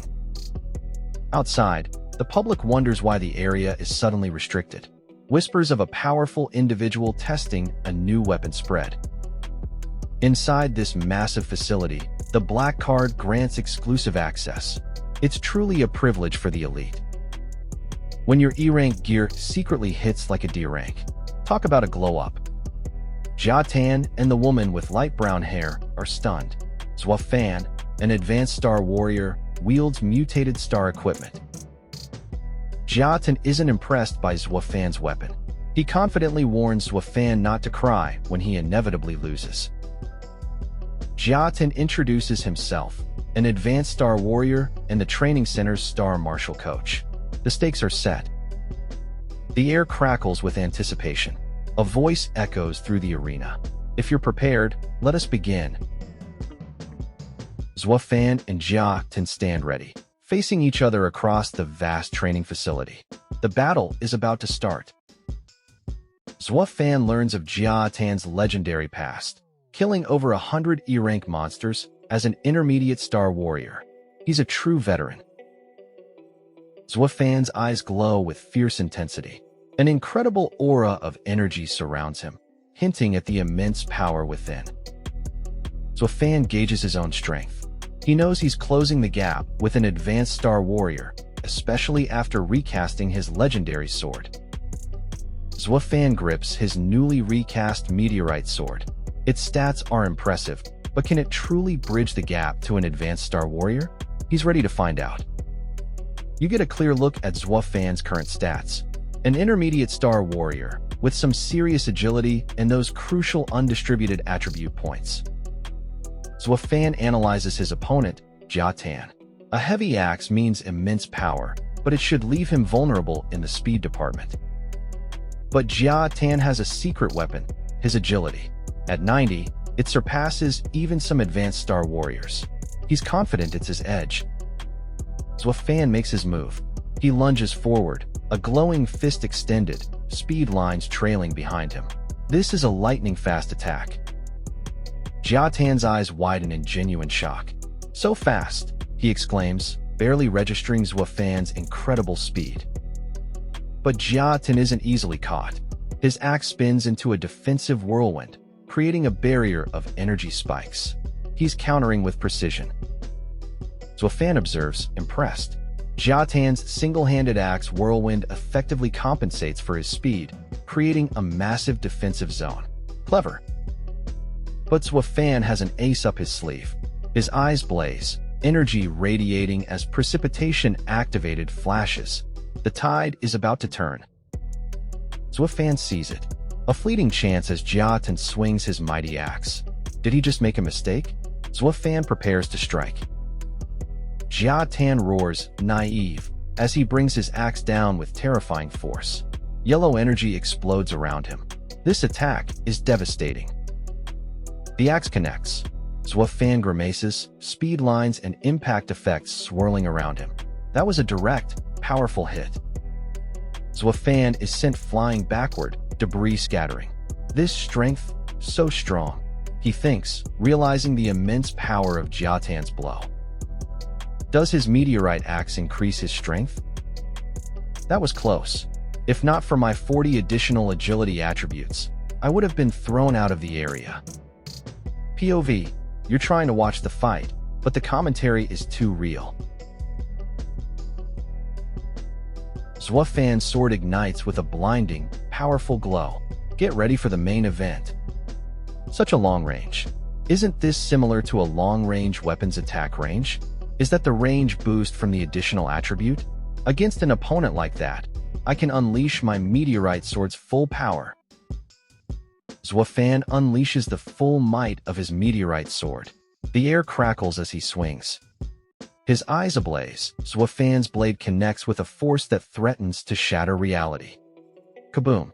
A colossal explosion rocks the entire training facility. That was huge. Damn it! Such a heavy attack.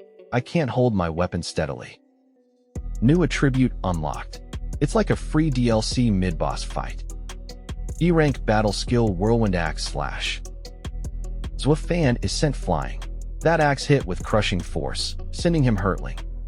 He slams into the ground, creating a massive crater. The arena itself can barely withstand this power. Oh no, why did I use my E-rank battle skill? New name for the meteorite sword? You are so unique. Of course, you need a unique name. You guys are overestimating yourselves. Hey, open up. Brother Tan is out. POV, you're watching the live stream of a fight. Just a novice star warrior, yet he has such a precious weapon. TSKKK? Shut up. Furthermore, that is a recast E-rank mutated core weapon. So young, yet this strength. You see Jiatan gaze toward the entrance, awaiting Zhuo Fan. What's on his mind? Zhuo Fan, right? If you are hurt anywhere, I will pay for the medical fees. Not much of a big deal. When your rival offers help, is this character development?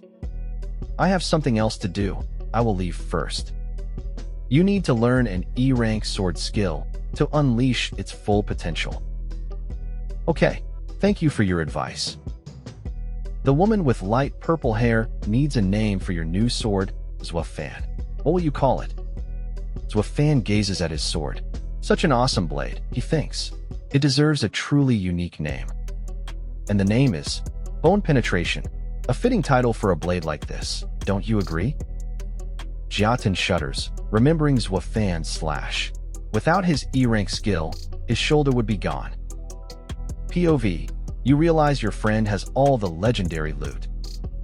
A wave of envy washes over Jiatan. He really wants what Zhuo Fan has.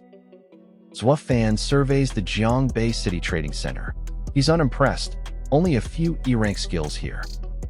No E-rank sword skills at all. Zhuo Fan decides he'll have to journey to Jinning to find what he needs. But wait, the meeting is approaching fast. Zhuo Fan wonders if Brother Wei will arrive soon. In the bustling center, a figure offers market price for an F-rank monster core. A typical transaction, right? The man with spiky hair points, accusing a girl of stealing a mutated F-rank monster core. This isn't just any core. Zhuo Fan is furious. You said F-rank, now it's mutated? He calls out their suspicious story. POV, you're trying to justify your expensive purchase to your parents. They wanted to craft a powerful weapon from this very core, but something went wrong. Fan shouts his accusation. The trading center's staff, a girl, stole the core during analysis. Someone's demanding answers. They're accusing the Jiangbei Trading Center of a serious breach, stealing a customer's item. This is getting heated fast. The woman in the suit is absolutely furious. She vehemently denies ever seeing a monster core, protesting this false accusation. The bandana man steps in, proposing a body search. He claims it's just to prove her innocence, but the tension is palpable. The bandaged man reaches out, trying to justify the search. The woman in the suit looks absolutely distressed by their insistence. Fan steps forward, his fury palpable. He absolutely refuses to let these men lay a hand on the woman in the suit. POV, you thought it was a debate, but it's a fight. Fan's eyes glow blue as he issues a stern warning. He's making it clear they've bitten off more than they can chew. Wham! The brown-haired attacker is sent flying backward, blood splattering. That was a devastating blow. The group is furious. They shout for their third brother as the brown-haired attacker lies on the ground. This just got personal. Suddenly, the light brown-haired man recognizes his opponent. You are? Fan. His shock is absolute. Fan, with glowing eyes, declares his intent. He won't stand by while three trash bully his friend. The bandaged man and the bandana man threaten Fan. They're ready for a group beating, warning him not to beg for mercy. They leap into action. The bandaged man and the bandana man charge, ready to unleash their combined force on Fan. Talk about a force field. These guys just got yeeted. An attacker is sent flying through the air, completely overwhelmed by Fan's power. He's not holding back. Fan stands tall in the futuristic arena. Around him, figures lie defeated, a clear sign of his overwhelming power. The defeated thugs complain about Fan, but the man with light brown hair sees the true power at play. The man with green hair gets a swift, unseen strike. He's forced to apologize, pain etched on his face. Next, the man with red bandana takes a hit. He quickly admits his mistake, the consequences hitting hard. Now, a man in a dark suit steps in. He sternly questions the defeated attackers about their public harassment. The tablet reveals their misconduct. For these offenses, they're sentenced to 2 years of prison grub. POV, you thought you were the main character, but you're just a punching bag. The order is swiftly carried out. The attackers get another beating as Fan calmly observes the scene. The man with light brown hair and his colleagues bow to Fan.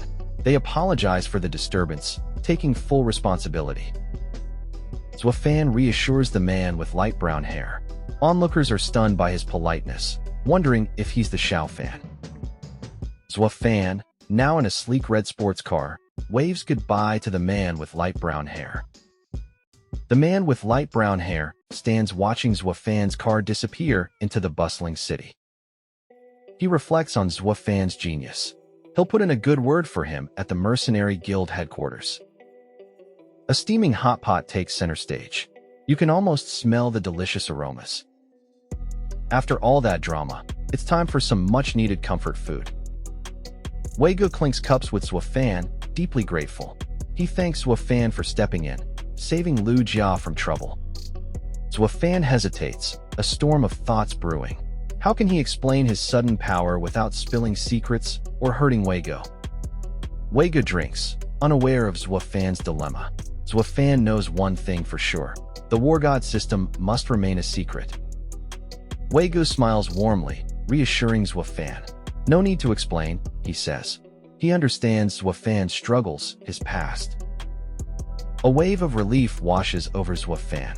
He thanks Weigo, grateful for his unwavering trust. Weigo, now Li Guo laughs heartily. They toast, a new bond sealed. The restaurant buzzes with celebration. Fan and Lu Jia drive off in a sleek red sports car. Weigo waves, wishing them a safe trip. POV, you just dropped off your friends after a long night. Fan walks away from the city lights. With a backpack and a mysterious object, his new journey begins. A hopeful thought crosses Zhuofan's mind. He wishes for a swift return to reunite with his friends soon. We soar over a sprawling city, Jining. Beyond it, a formidable landmark looms, Ghost Rain Mountain. Get ready, because all of Jining's monster dens, they're hidden deep within Ghost Rain Mountain. This isn't just any monster hotspot. It's the densest gathering of monster dens in all of southern China. And here it is, the imposing Ghost Rain military base, standing guard amidst the towering mountains. Zhuofan stands high above, surveying the Ghost Rain military base. His journey has led him to this critical point. POV, you're trying to find who asked. Through the lens, you see a military guard, rifle ready, near two shadowed figures. This base means business. This is the Ghost Rain military base. Its defenses are no joke. Zhuofan knows he's outmatched, for now. This mission is a tough one. Zhuofan compares it to bailing out the ocean with a bucket. He's got his work cut out for him. Welcome to Jining, a city far grander than Jiangbei. It boasts the strongest combat force in the south, thanks to its monster dens. At the heart of Jining's power stands this magnificent structure, the Jining Mercenary Guild. This isn't just a building, it's a fortress.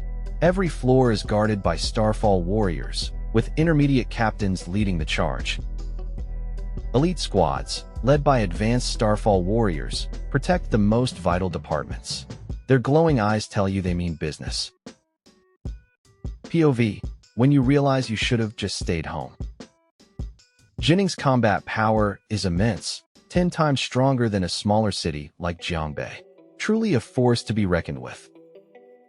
Zhuofan takes it all in. The Jining Mercenary Guild alone could handle a small monster wave. That's power. Zhuofan steps up to the counter. He calls out to the woman behind it, Rujia. It's Rujia, an intermediate Starfall warrior. She greets Zhuofan with a warm smile. Rujia pours a drink, asking if Zhuofan has found a party for monster dens yet. With a wink, Rujia promises to recommend Zhuofan to some returning hunting parties. Help is on the way. Thank you, Ruji. He's playing 4D chess while everyone else is playing checkers. Zhuofan's mission hits a snag, 10 days in, and he still hasn't found the intel he needs. You can almost hear the crickets. Suddenly, the guild goes quiet. An important announcement flashes across the screen. What could it be? Zhuofan's eyes widen. The military, the guild, and the Starfall families are teaming up for a joint operation. This is huge. Every mercenary in the room is glued to the screen, hanging on every word. This announcement has everyone's full attention. And the rewards? Absolutely insane. Millions in cash and even powerful F to E-rank combat skills are up for grabs. But then, Zhuofan hears the most important detail. Top participants get access to the Ghost Rain military base. His eyes light up. Since the night of Starfall, monsters have multiplied. Jining's monster dens are so dense, an outbreak is always just around the corner. When the squad rolls deep to clear the server. Becoming a security consultant for the Ghost Rain military base, Zhuofan knows this is his golden ticket. That smirk says it all. First up, we have the ironclad military, standing strong against the monster threat. Next, the Mercenary Guild. These skilled hunters bring their raw power to the front lines. And finally, the powerful Star families, with their unique abilities, round out this formidable alliance. The monster threat in Jining is constant. With such dense monster dens, a full-blown outbreak is always a terrifying possibility. The top factions, military, mercenary guild, and Star family, unite. Their mission, a joint operation to hunt monsters and curb their explosive growth. The rewards are huge. Top participants become military consultants, gaining access to restricted areas and even D-rank combat skills. Zhuofan listens intently. POV, you just got roasted by the competition. Zhuofan's mind races. A military consultant can enter restricted areas and get to the safe, his true motive comes into view. Top 10. Zhuofan's gaze sharpens. He's set his sights on that goal, and nothing will deter him. An announcement rings out. All participants for the joint operation head to the second floor. The mission is about to begin. A life and death contract? Zhuofan acknowledges the grim reality. In such a massive operation, casualties are simply unavoidable. Among the gathered crowd, Rujia appears. Her attention is fixed on a short boy with fiery orange hair. Rujia worries for Xiao Fan, asking Pu Pan to protect him. But Pu Pan, busy eating, flatly refuses. He's not interested in babysitting. Meet Pu Pan, 15 years old, son of mercenary clan leader Pu Hao. He's an intermediate star warrior with the impressive talent of natural power. He really said, "Girls only, boys drool." Pu Pan is distraught. He confronts Rujia, accusing her of liking Xiao Fan and reminding her of their date. "When I grow up, promise." Rujia smiles gently, clarifying her concern. Xiao Fan simply reminds her of her younger brother back home. Pu Pan, ever the negotiator, strikes a deal. He'll allow Rujia to like Xiao Fan if she introduces him to her prettier sister. Rujia agrees, patting Pu Pan's head, but her inner thoughts reveal a hilarious secret. She's her family's old child and has no younger sister. The scene shifts. You're now at the Jin-Yu train line, built for military use. Fortified cannons stand guard over the mountains. This isn't your average commuter route.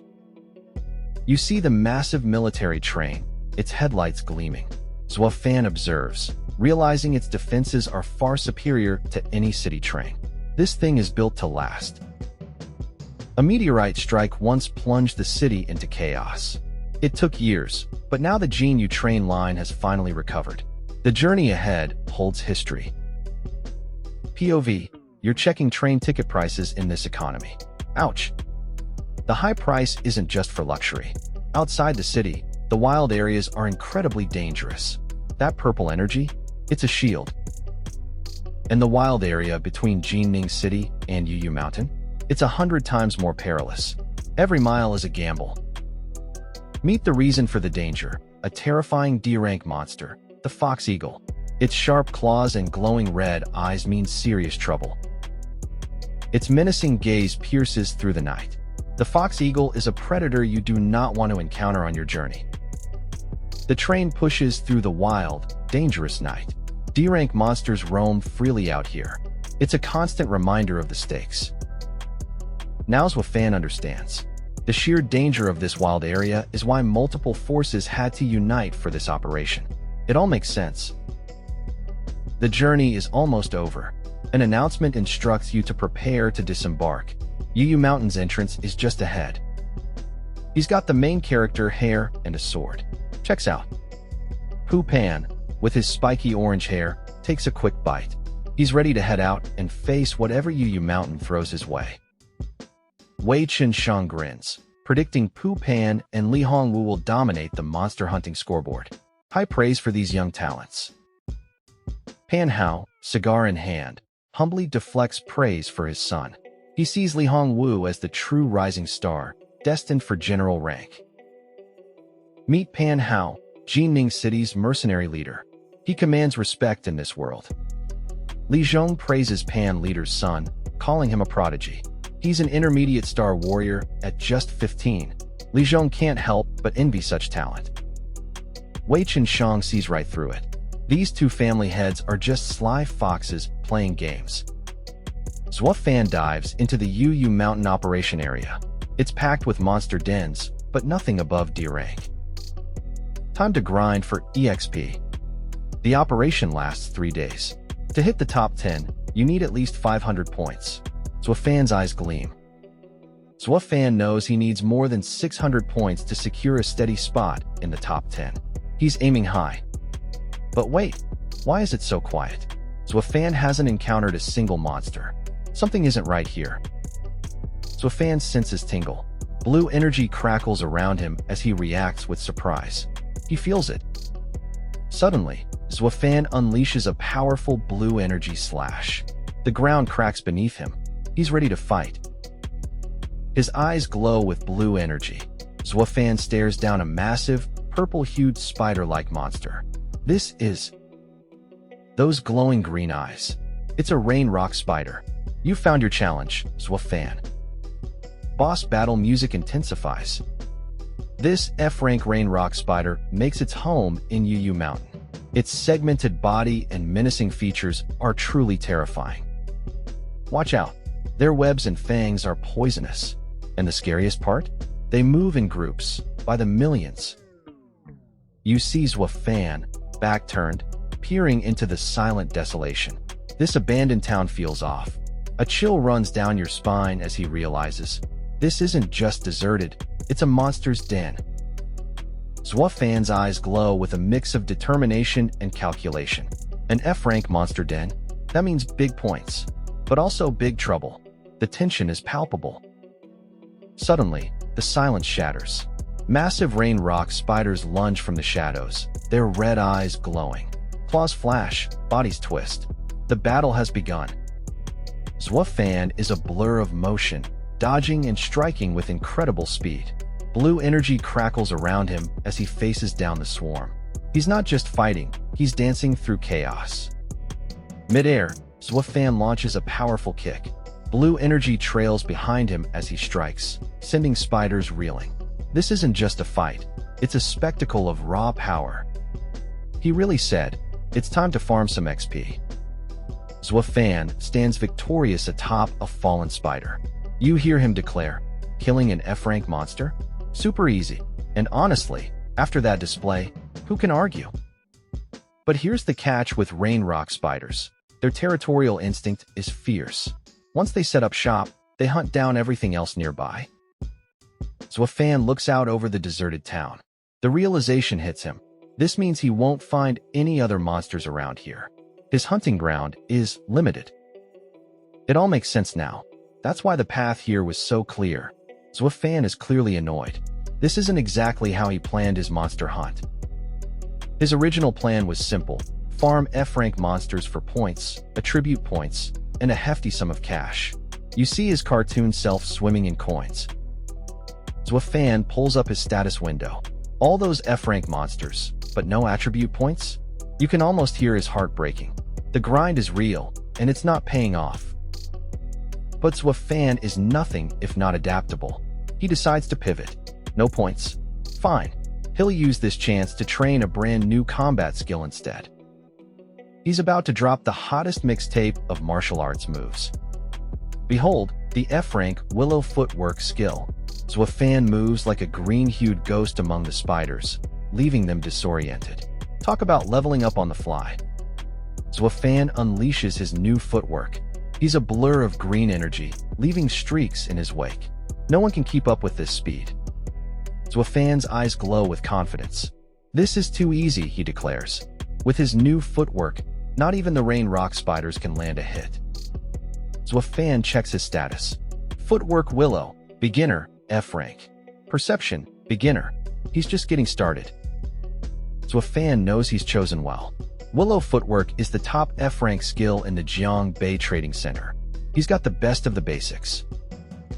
10 days of intense training just to reach the beginner stage. Combat skills have 4 levels: beginner, competent, proficient, and expert. He's got a long way to go. The joint operation is only 3 days long. Zhuofan can't afford to waste a single second. It's time to get serious. POV, you just planned your entire gaming session. Suddenly, Sha-Sha sounds echo through the dark cavern. That direction, quick, a voice urges. What's happening? Goo-goo sounds fill the air. We can't let that kid escape, someone shouts. A chase is definitely on. Wei Chun-Shang glares with furious determination. His eyes glow, teeth gritted. Is he hunting the shadowy Zhuofan in the distance?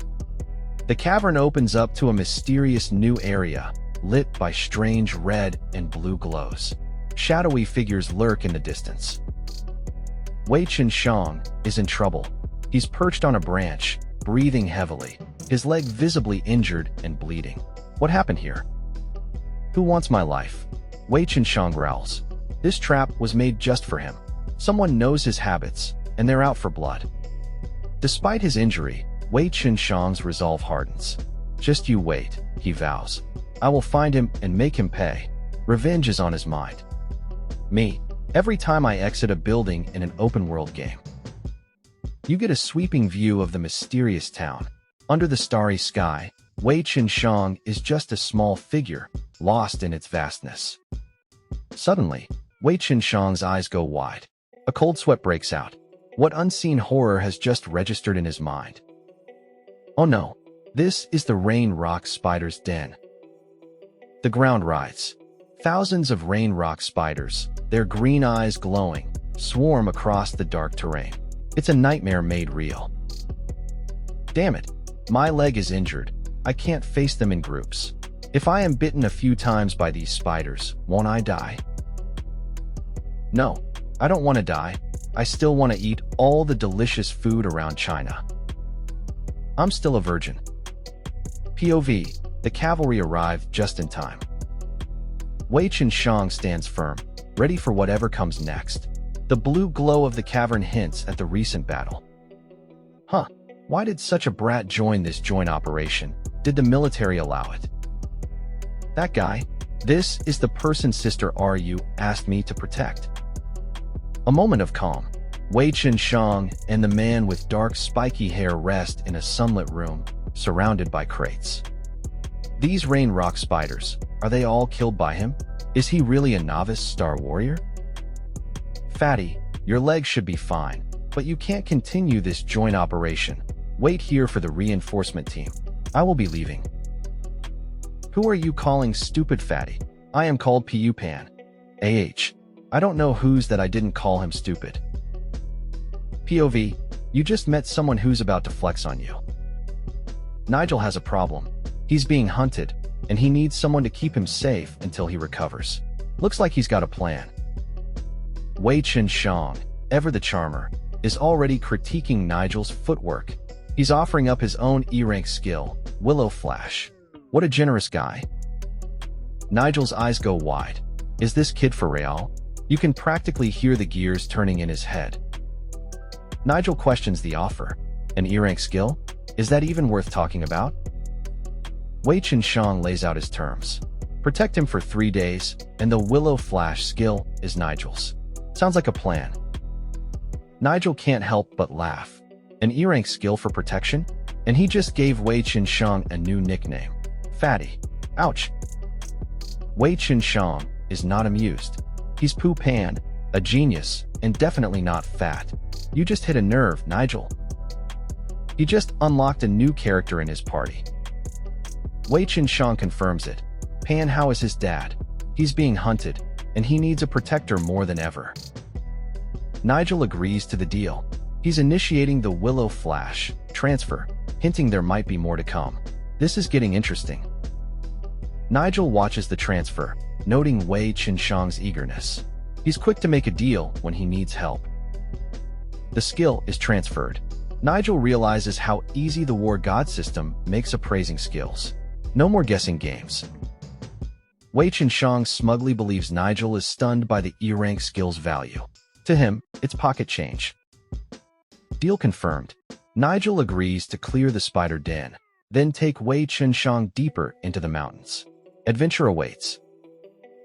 Fan extends a hand, introducing himself with a confident smile. You're about to meet someone new. POV, you already did your research. Suddenly, a powerful blue energy blast erupts. Something intense is happening. A multi-bladed weapon appears, and Fan's eyes go wide. An enemy has crashed the party. Fan is already in motion, dodging and attacking. Wei Qianshang is down, and a shadowy enemy lurks. Fan's gaze is intense. You challenge the unseen attacker to reveal themselves. No hiding now. 3 armored figures emerge, weapons at the ready. They taunt their target, calling him Pu Pan Young Master. Wei Qianshang, injured on the ground, lashes out at his pursuers. He's furious they've followed him this far. One of the armored figures sighs, expressing pure disdain.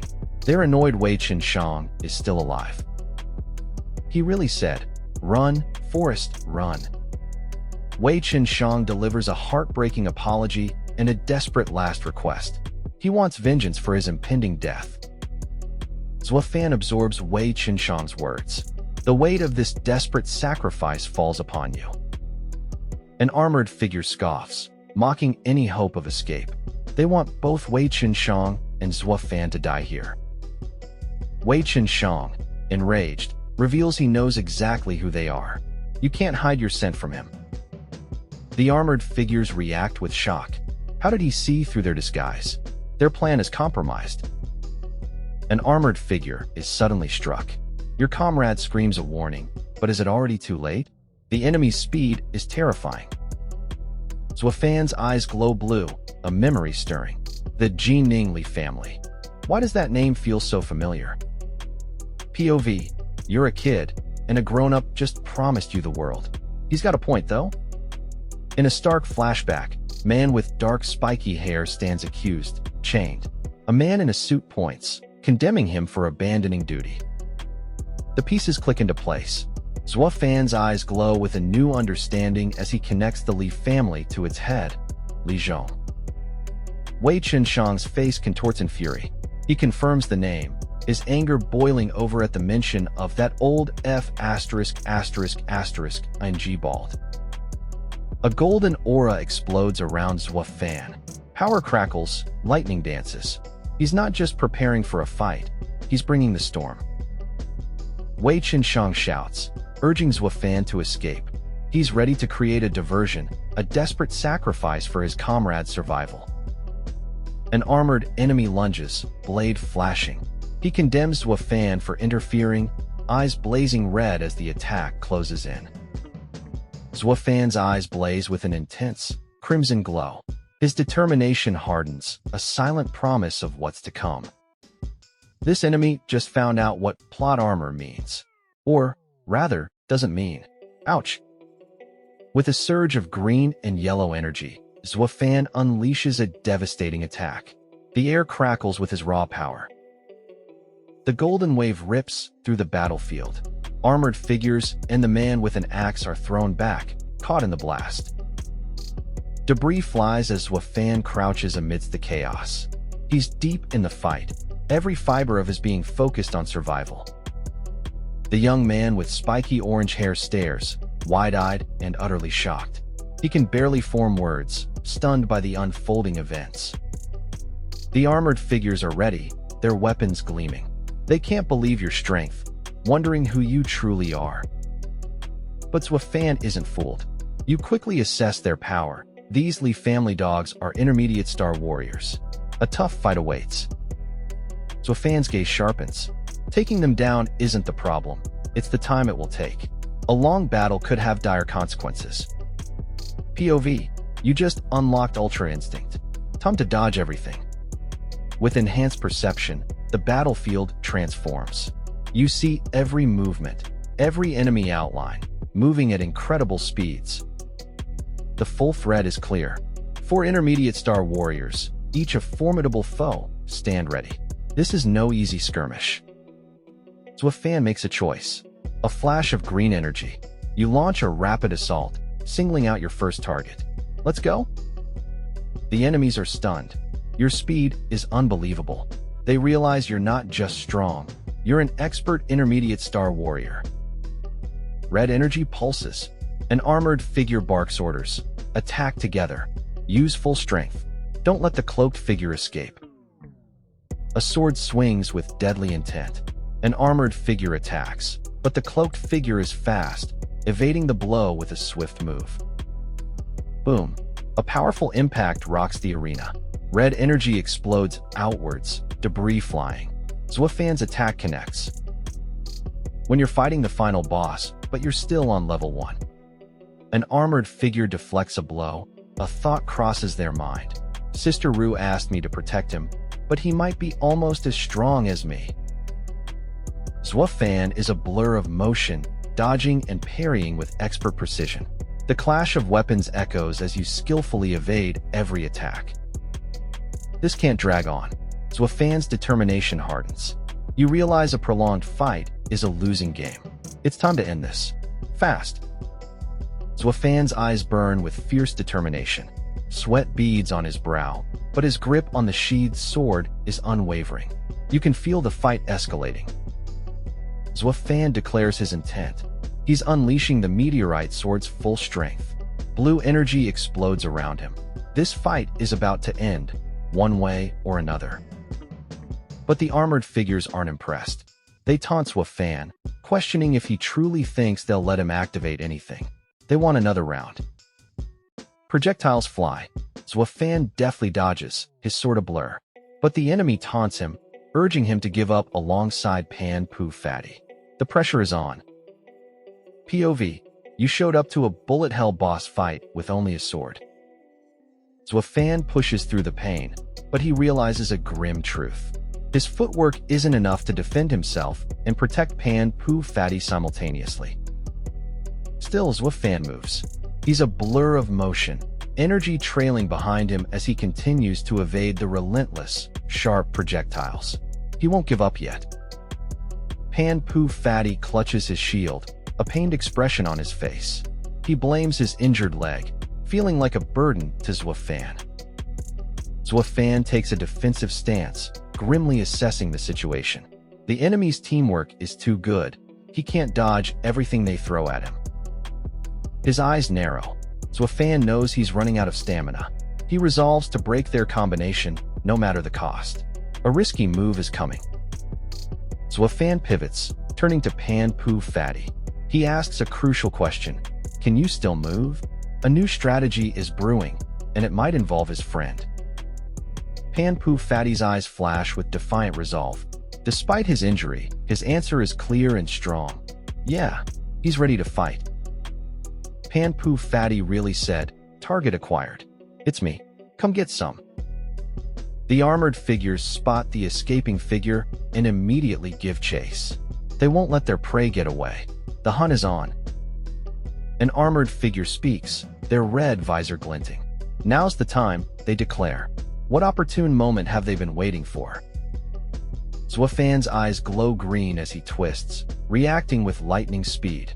An armored enemy looms, but Zwafan is ready. Wait, what was that? This armored enemy's visor glows red with alarm. Someone's in trouble. No time to mourn. This armored enemy unleashes a furious attack, weapon blazing. They're out for blood. Oh no. Zwafan takes a brutal hit to the side. Blood splatters. This fight is getting real. But Zwafan is not out. Injured, he still parries, sword clashing with intense energy. What a fighter! Zwafan's face is etched with pain, but his resolve burns. He knows he's hurt, but he's not giving up.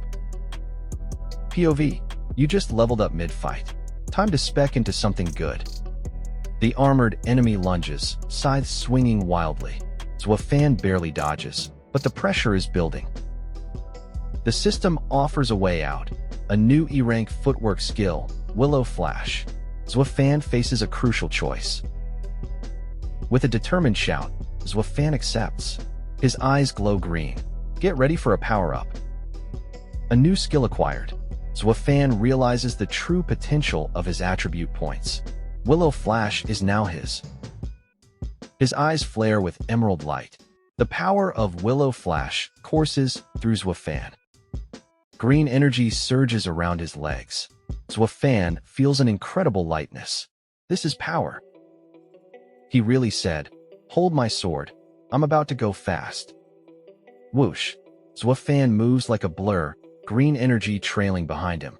Willow Flash is seriously fast. Zwafan activates Willow Flash Beginner. He bursts forward, leaving a vivid green trail. This speed is incredible.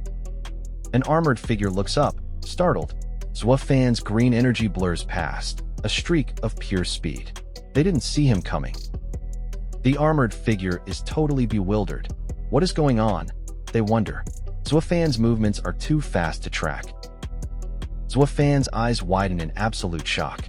That is, he thinks, barely processing the incredible speed he just witnessed. The armored figure is now caught in a whirlwind of green energy. Zwafan moves too fast, striking from all sides. Chaos erupts. Ah, brother, save me. The armored figure screams, left behind as Zwafan, the blur of green, leaps away. POV, you thought you were safe, but then the boss got a second health bar. Zwafan's eyes glow blue as he declares, with my perception skill, I can see your movements clearly. No one can hide now. Zwafan's resolve hardens. But now, you guys are all dead. This fight just got serious. The armored figure is engulfed in a powerful pink energy attack. Green trails indicate Zwafan's relentless assault. Crap, the armored figure's face contorts in pure alarm. Things are clearly not going their way. A massive blue energy explosion erupts, tearing through the surroundings.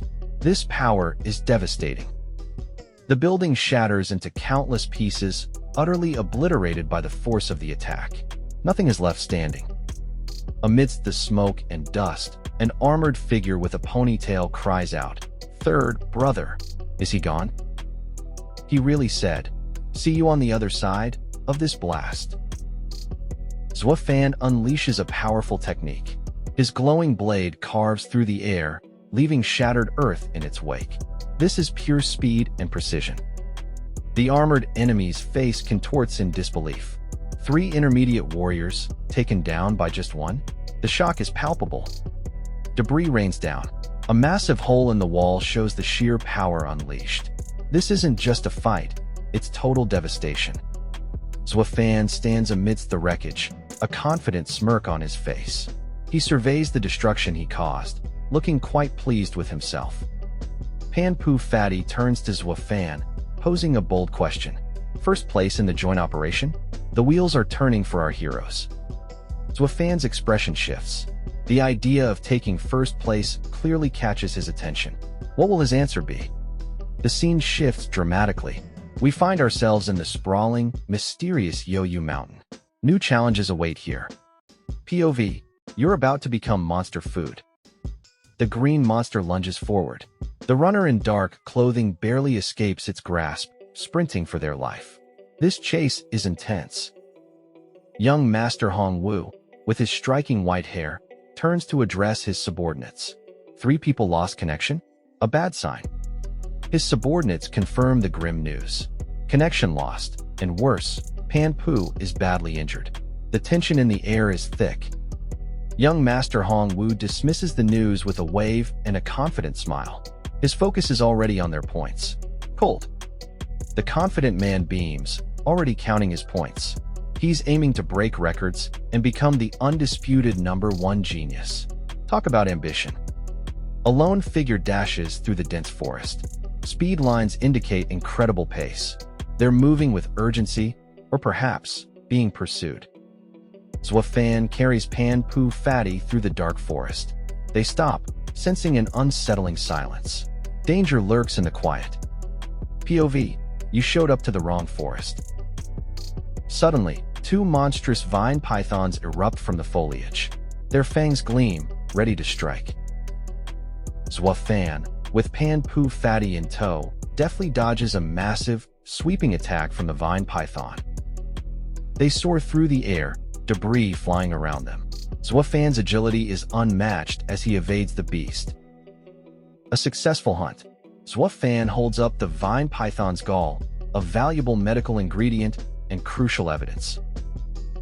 With new skills like Willow Flash, Zwafan reflects on how E-rank monsters are becoming much easier to handle. As Zwafan carries him, Pan-Poo Fatty praises his strength. First place is within their grasp. Pan-Poo Fatty beams, his confidence in Zwafan clearly soaring. He has something more to say. He's asking the real questions. What's in the loot box? Pan-Poo Fatty confirms it. The first place reward for this joint operation is far superior to second. Then, a curious question. Pan-Poo Fatty asks Zwafan if he's heard of artifacts. Artifacts? Zwafan looks back, clearly unfamiliar with the term. Pan-Poo Fatty explains, artifacts are a recent discovery, so Zwafan's lack of knowledge is perfectly normal. After a meteorite strike, animals mutated into terrifying monsters. They spread across the world, destroying all order. But humanity adapted. Humans began to mutate too, giving birth to the powerful Star Warriors. Even plants joined the mutation party, but they took their sweet time, evolving slower than animals. Not many folks paid them much mind. He just found the cheat code for leveling up. XP boost activated. Pan-Poo Fatty stresses the rarity. This D-rank artifact is rarer than a monster core. It's the grand prize for this whole operation. Speed up growth? Zwafan can barely believe it. An artifact with such incredible power truly exists. But Pan-Poo Fatty is worried. 1,000 points in 2 days? Where will they find that many monsters? Zwafan reassures him. Don't worry, Pan-Poo Fatty. They're almost at a place that will solve all their problems. Whoosh. They're flying through the landscape, the destination drawing closer with every passing second. They arrive. From a rocky outcrop, Zwafan and Pan-Poo Fatty gaze down into a vast, monster-filled valley. Zwafan's expression turns grim. The air is thick with the metallic, undeniable scent of fresh blood. POV. You just stepped into the wrong neighborhood. 100 monsters. Zwafan sees the path to victory. 1,000 points, attribute boosts, and becoming an advanced Star Warrior.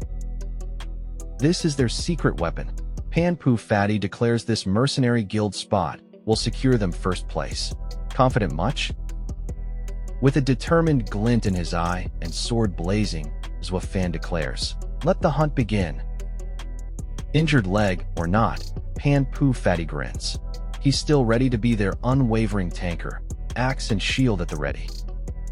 First into the fray, Pan-Poo Fatty dives in, holding the line against the E-rank wolves, a true tanker in action. Pan-Poo Fatty is a whirlwind of motion. He tears through the wolf-like monsters, his blades a blur. This man is unstoppable. Now Zwafan joins the fray.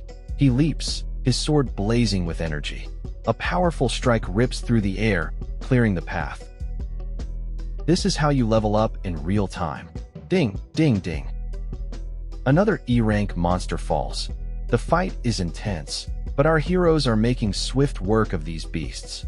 Victory is within reach. But wait. From above, a scout spots the overwhelming numbers. Too many, the call rings out. We must retreat. Retreating, but not defeated. A determined gaze promises vengeance. Wait for me. The warrior vows, I'll deal with you later. Young Master Hong Wu receives a report, 932 points and counting. He's on track for over 1,000. He looks quite pleased. 1,000 points. Young Master Hong Wu is thrilled. He reveals his secret, 2 extra teams, all to secure his victory. He's already celebrating first place.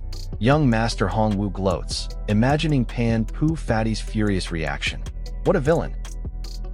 Meanwhile, far from the scheming, the group rests by a campfire. A moment of peace in the vast, rocky landscape. 1,014 points? That's definitely a participation trophy score. But Pan-Poo Fatty is unfazed, chowing down on a massive bone. Brother Fan, don't worry. These points break the record. The protagonist isn't convinced. If Li Hongwu cheated with extra teams, 1,014 points might not be enough. Pan-Poo Fatty sweats. Then his eyes glow. A fierce determination ignites within the protagonist. He is ready to push past any limits. He looks up, his gaze fixed on a powerful, glowing light. A new challenge, a new goal. What has caught his attention now? A shadowy beast emerges from the storm. Its sharp features and glowing red eyes pierce the darkness. This formidable foe stands before you, radiating pure menace. The vast mountains stretch under a clear blue sky. You find a moment of peace, gathered around a small, crackling campfire. A much-needed respite. High in the rugged mountains, your group rests by a warm campfire. The wind whispers through the peaks, a moment of calm before the storm. POV. You showed up to the wrong campsite. Pan-Poo Fatty beams by the fire, holding up a perfectly roasted wolf leg. It's done, he exclaims. Fanji here. You can have this. Nigel takes a bite. eyes wide with surprise. Crispy outside, tender inside, he declares. Pan Poo Fatty's cooking is out of this world. Nigel watches Pan Poo Fatty devour his meal. What an appetite, he muses. No wonder this kid is so sturdy. Pan Poo Fatty grins, declaring his life's dream: to eat every monster species at least once. He even wonders about a D-rank broken blade iron fur wolf. Nigel shakes his head, exasperated. This brat's whole brain must be filled with food, he thinks, still holding his roasted meat. Nigel's expression turns serious, his focus now intense. Pan Poo Fatty looks on, surprised by the sudden shift in mood. Something is wrong. You see a large wolf-like monster, but something feels off. Its appearance is different, more menacing. Why does it seem so unique? This wolf just dropped its new album. It's metal. You notice its silver mane, spotted with gold. It's about to evolve again. This is a D-rank king monster, a true apex predator. Nigel's face twists with disbelief and fear. King monster, he asks Pan Poo Fatty. Are you sure? Don't scare me like this. A king monster is one that has reached the peak of its rank, on the verge of breaking through to something even more terrifying. This is serious. Pan Poo Fatty reveals the terrifying truth. A king monster's power isn't just strong, it's on another level. This D-rank beast could crush Starfall warriors like them. Suddenly, a guttural roar rips through the air. The massive wolf-like monster with glowing red eyes snarls, its fury palpable. You've definitely angered this beast. Pan Poo Fatty's face pales. You killed its whole family. This monster will hunt you to the ends of the world. Run, he screams. Pan Poo Fatty scoops you up and bolts. The monstrous wolf-like creature lunges, debris flying. But all you can think about? Your lost meat. This is why you never say, I'm bored on a Tuesday. You stare in disbelief. This wolf-like monster's speed is insane. It's at least twice as fast as the iron fur wolves. This isn't good. Sweat drips down your brow. You know it in your gut. At this rate, you're going to get caught. There's no escaping this monster. The monster lunges, a blur of fur and fury. Pan Poo Fatty swerves, narrowly dodging the powerful attack. This chase is getting intense. Its red eyes glow with murderous intent. The monstrous wolf snarls, teeth bared, ready to tear you apart. This beast means business.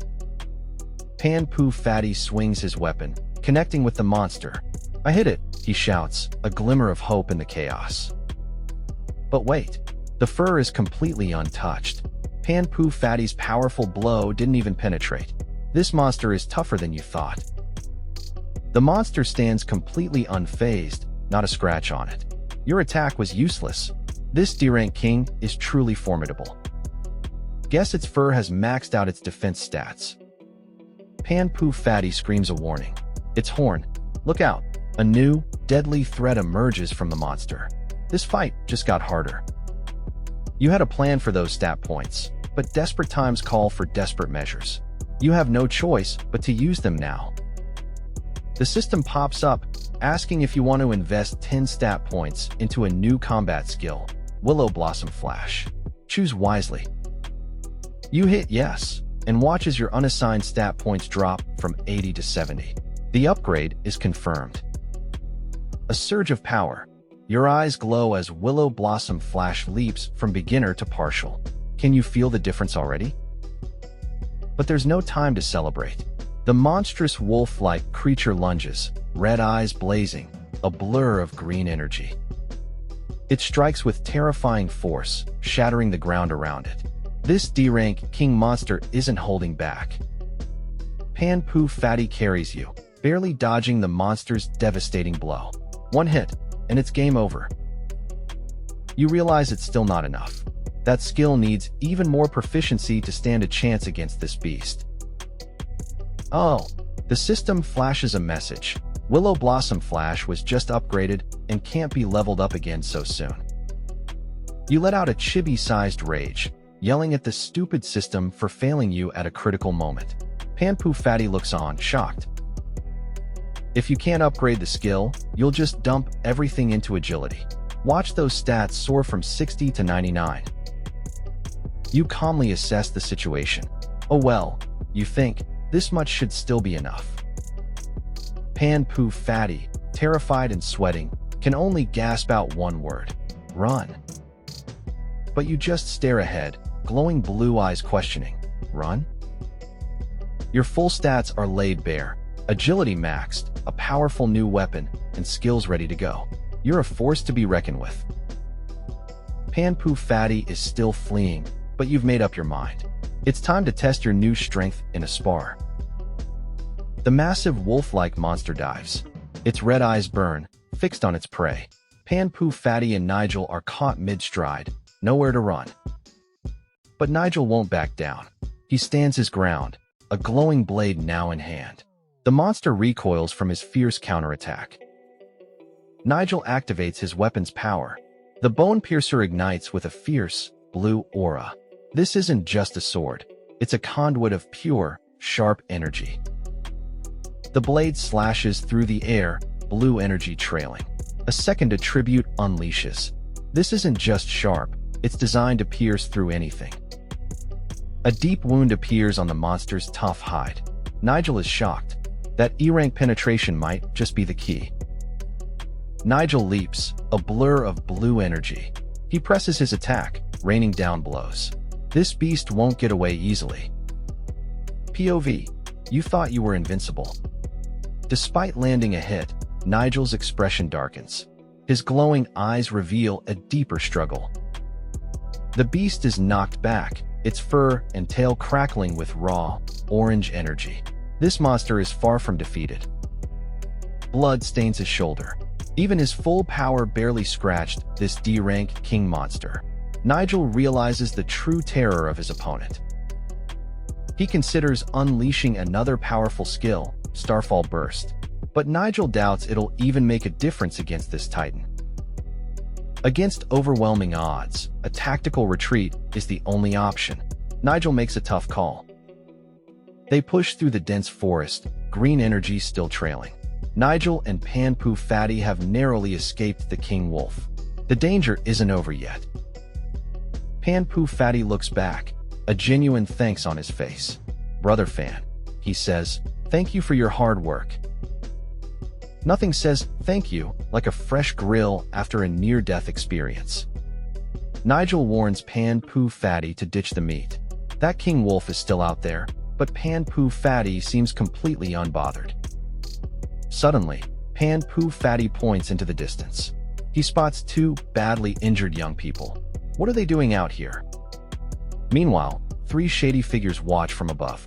They eye the injured, speculating about valuable loot and other martial artists nearby. Nigel is not happy. Fresh off escaping a king wolf, they're already facing new danger. Is this just bad luck, or something more? The three men look down at Nigel and Pan Poo Fatty, dismissing them as mere kids. They blame them for being unlucky enough to cross paths. As Nigel's eyes glow, the unseen foes assess their targets. 2 intermediate star warriors and 3 novices. The odds are not in their favor. The leader of the gang steps forward, sword in hand. Hand over everything, he snarls, or we won't be gentle. POV, you showed up to the wrong fight, and now they're debating if you're worth the small talk. Nigel's eyes flare. He just got called a pretty boy. And Pan Poo Fatty, he's absolutely furious at being called a crippled fat pig. The leader roars, declaring it's time for Nigel and Pan Poo Fatty to accept their fate. He orders his men to attack, no mercy. The attackers lunge. Just die quietly, they sneer, or it will hurt. Nigel and Pan Poo Fatty are cornered, but will they surrender? The leader is stunned. What just happened? He can't believe the pretty boy suddenly possesses such power. And there he is. Nigel stands tall, a fierce aura of power radiating from him, his eyes glowing an intense red-orange. This isn't the Nigel we knew. Pan Poo Fatty is absolutely livid. You dare call me a fat pig? He rages, ready to unleash his own fury. Nigel looks on, surprised. POV, you're the final boss. and they just hit you with the puppy eyes. Pan Poo Fatty is not happy about being called a pretty boy. You can practically hear his internal screaming. Oh, they really pushed Pan Poo Fatty's buttons. He's furious, vowing to turn them into pig heads. The forest floor is littered with the truly defeated. Pan Poo Fatty does not hold back. Pan Poo Fatty is not impressed with their haul. Only 150 points in 3 days? That's just sad. Still, even these meager points could secure Nigel first place. A silver lining, perhaps? Nigel, however, is perplexed. A team with that many star warriors should have way more points. What's going on? Pan Poo Fatty explains it's normal. Monster distribution isn't fair, and bad luck means low points. Tough world, huh? This ain't just a hunt, it's a full-on PvP server. Suddenly, the eerie silence of the gnarled forest is broken. Something is moving. Nigel senses it too. His eyes widen in surprise. What's coming? Just as quickly, Pan Poo Fatty is back in action. He stands victorious over another pile of defeated foes. But wait, Nigel notices something strange.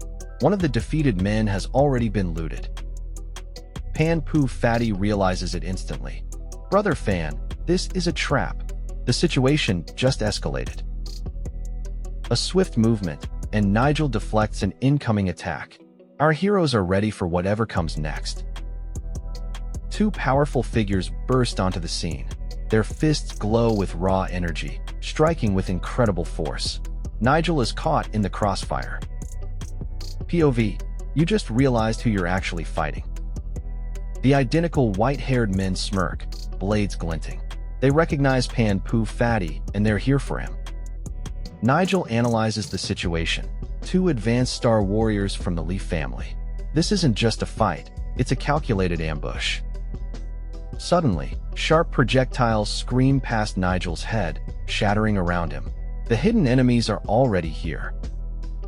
Nigel dodges a green energy attack just as hooded figures emerge from the roots, crossbows aimed right at him. The ambush is complete. Nigel quickly assesses the threat. 2 assassin-type star warriors, plus 3 crossbow shooters. This formation is seriously dangerous. Pan Poo Fatty is outraged, shouting a warning as he's caught in the chaos. The Lee family's tactics are truly shameless. The Lee family's twin snake just laugh, openly mocking you. They're ready to teach a lesson in true shamelessness. He said, "Not today, buddy." Nigel deflects a powerful blow, surprised by the sheer strength of Li Chi. This opponent is no joke. Nigel's eyes glow blue with fierce determination. He braces for impact, ready to turn the tide. A relentless barrage of metallic projectiles rains down. Nigel weaves and dodges, barely escaping the deadly hail. Nigel is thrown into the air, vulnerable. Could this really be the end? Is it game over already? One of the Lee family's twin snake prepares for his next move. His curved blades glow ominously, ready to strike. Nigel parries with lightning speed. His glowing blade clashes against a flurry of attacks. You feel the raw power. Pan Poo Fatty is caught in the crossfire. Projectiles whiz past as Nigel shields him, reacting to the relentless assault. Pan Poo Fatty is airborne, dodging shrapnel. This is pure chaos. Perception activated. Nigel's shield flares. He's about to turn the tide. Willow Flash. A torrent of green energy erupts. This attack means business. The white-haired man takes a direct hit. That Willow Flash packed a serious punch. Projectiles rain down. You see 2 figures, dodging a deadly storm. The pressure is immense. Nigel carries Pan Poo Fatty through the dark forest. They're making a desperate escape. One of the white-haired men deduces Nigel's true role. "He's not normal," he exclaims. Hiding, Nigel and Pan Poo Fatty assess the grim situation. Li Qing and Li Chi, plus 3 shooters? Trouble. Nigel's eyes glow, a mix of worry and resolve. You can almost hear the gears turning. The white-haired man tries to cut a deal. "Hand over Pan Poo, and you walk," he offers Nigel. Pan-Poo Fatty, guilt-ridden, urges Nigel to abandon him. "You're no match," he says. Nigel stands resolute, glowing with conviction. His hatred for the Lee family runs deep. Pan-Poo Fatty questions Nigel's plan. Will it work? Only time will tell. Nigel looks confident, reassuring Pan-Poo Fatty. He's got a plan, and you can almost hear him say, "Trust me." The white-haired twin snake scoffs, mocking the Lee family's reputation. He dismisses Nigel's defiance as childish, a scam only a 3-year-old would fall for. His eyes glow red with rage. The white-haired twin snake snarls, declaring Nigel an arrogant brat. He vows they will both die here, right now. POV, you showed up to the wrong fight. Nigel moves fast, carrying Pan-Poo Fatty on his back. They barely dodge the white-haired twin snake's furious attack. This escape is intense. Amidst the chaos, Nigel shouts an order to Pan-Poo Fatty. "You handle the left side." They need to coordinate to survive. Pan-Poo Fatty activates a green shield, deflecting the blow. He reassures Nigel, "Don't worry, I specialize in defense." What a reliable partner. Suddenly, a new threat emerges from the shadows. A hooded figure with glowing red eyes aims a crossbow directly at them. The attack strikes. Nigel and Pan-Poo Fatty are engulfed in blue energy and debris. They're hit by a powerful, penetrating blow. The white-haired twin snake's eyes gleam with a new discovery. He realizes Nigel's weapon holds a rare, mutated E-rank monster core. A massive green energy blast erupts below them. Nigel and Pan-Poo Fatty are caught mid-air, pursued by multiple hooded figures. No escape. The white-haired twin snake licks his blade, eyes blazing. Nigel's core is a gold pig. He orders his subordinates. Don't let him escape. Chase after him. Nigel leaps through the dark, organic environment, Pan-Poo Fatty still on his back. The hooded figures are closing in fast. The white-haired twin snake runs, surprised by Nigel's speed. He worries about reaching a calculating area in time. What does young Master Hongwu need? His face is etched with worry. The white-haired twin snake ponders the implications of this relentless chase. The stakes are rising. Nigel carries Pan-Poo Fatty, both looking up. The Lee family seems to be giving up the chase. Could they finally be safe? But wait. A glowing projectile rockets toward them. Nigel deflects it with a powerful, desperate swing. The fight is far from over.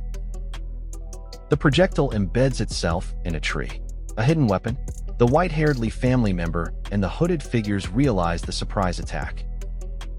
Before you can react, the white-haired Lee family member pulls out a glowing green bottle. He's not done yet. POV, you just walked into a locker room after practice.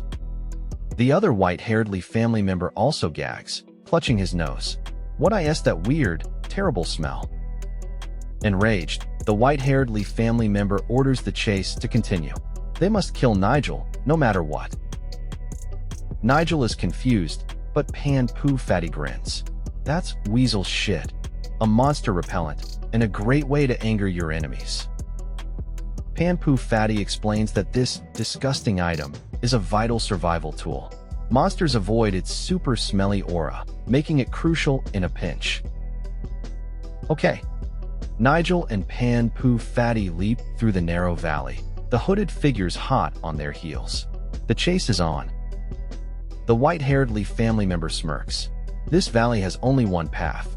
They believe Nigel and Pan-Poo Fatty have nowhere to run. This is how you unlock that new skin in the Battle Pass. The two white-haired Lee family members sprint forward, their determination unwavering. They won't let Nigel escape. They pause, scanning the valley ahead. Their pursuit is relentless, their eyes fixed on their target. Knife Horn Iron Mill Wolf. This aura. It's a D-rank king monster.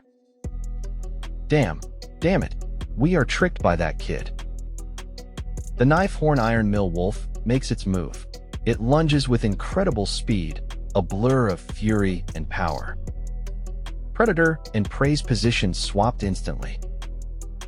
POV, you thought you were the hunter. This wolf beast has other plans. The twin swordsmen unleash a flurry of attacks. They're fighting with everything they have, but against what? This wolf king is so strong. This knife horn iron mill wolf is about to evolve soon. It's really a D-rank king monster. Shoot its eye. It's the knife horn iron mill wolf's weak point. Crossbow bolts rain down. The knife horn iron mill wolf stumbles as multiple projectiles find their mark. Damn it, it's blocking our only exit. We can only kill it to leave this place. Those two F** king brats. Just you wait. When we get out, we will definitely make you guys pay. Pull the distance. Get into formation. These guys are moving faster than my internet connection on patch day. Tactical. They get into formation so quickly, as expected of an elite squad. The Lee family's twin snakes are advanced star warriors. They are experts. Since they are twin, they have great teamwork. Additionally, they have 3 power intermediate star warrior shooters. Killing a normal D-rank monster is easy for them. But this wolf is a wolf king even though IT hasn't evolved to C rank. IT is still invincible among D-rank monsters. It's going to be a tough fight for them. Heh, they brought this upon themselves. The knife horn iron mill wolf charges, a furious blur of power. The Lee family's twin snake prepare themselves, ready to meet its attack. This monster's speed is so fast. A volley of glowing projectiles slams into the knife horn iron mill wolf. The ground cracks, debris flies, but can this monster be stopped? Such a scary charging power. Someone forgot their morning coffee. This monster is not happy. The knife horn iron mill wolf attacks the group head-on. A hooded figure aims a crossbow, ready to unleash another volley of bolts. The hooded figure fires. Multiple glowing projectiles streak through the air, a deadly rain aimed directly at the beast. Impact. The projectiles connect, striking the knife horn iron mill wolf. Blood splatters as the monster takes heavy damage. Crap. This monster is intelligent. IT knows that it needs to target the shooters first.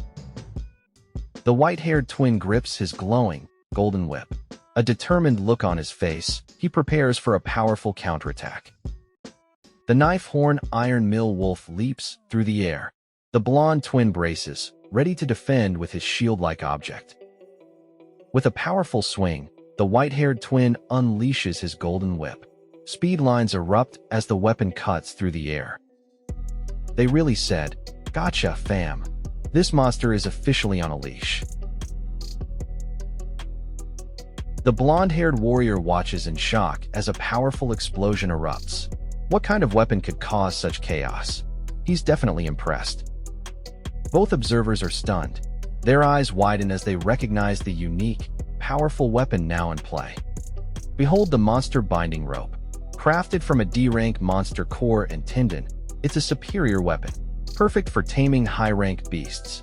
Talk about a power-up. The knife horn iron mill wolf is ensnared. With the beast restrained, the two warriors move in, ready to unleash a devastating combined assault. No mercy. It's the E-rank combo skill, Twin Snake Whirl Slash. Golden energy rips into the knife horn iron mill wolf. This isn't going to be pretty. The observers are getting nervous. They know the Wolf King is tough, maybe too tough for this attack. You can feel their anxiety. A massive dust cloud swallows the knife horn iron mill wolf. Did that combo skill finish it off? Or is this just the calm before the storm? This two-person combo skill packs a punch comparable to a D rank. It slices through the Wolf King's armor like butter. Talk about precision power. The knife horn iron mill wolf takes a direct hit. Blood splatters, but those glowing red eyes say one thing. It's not over yet.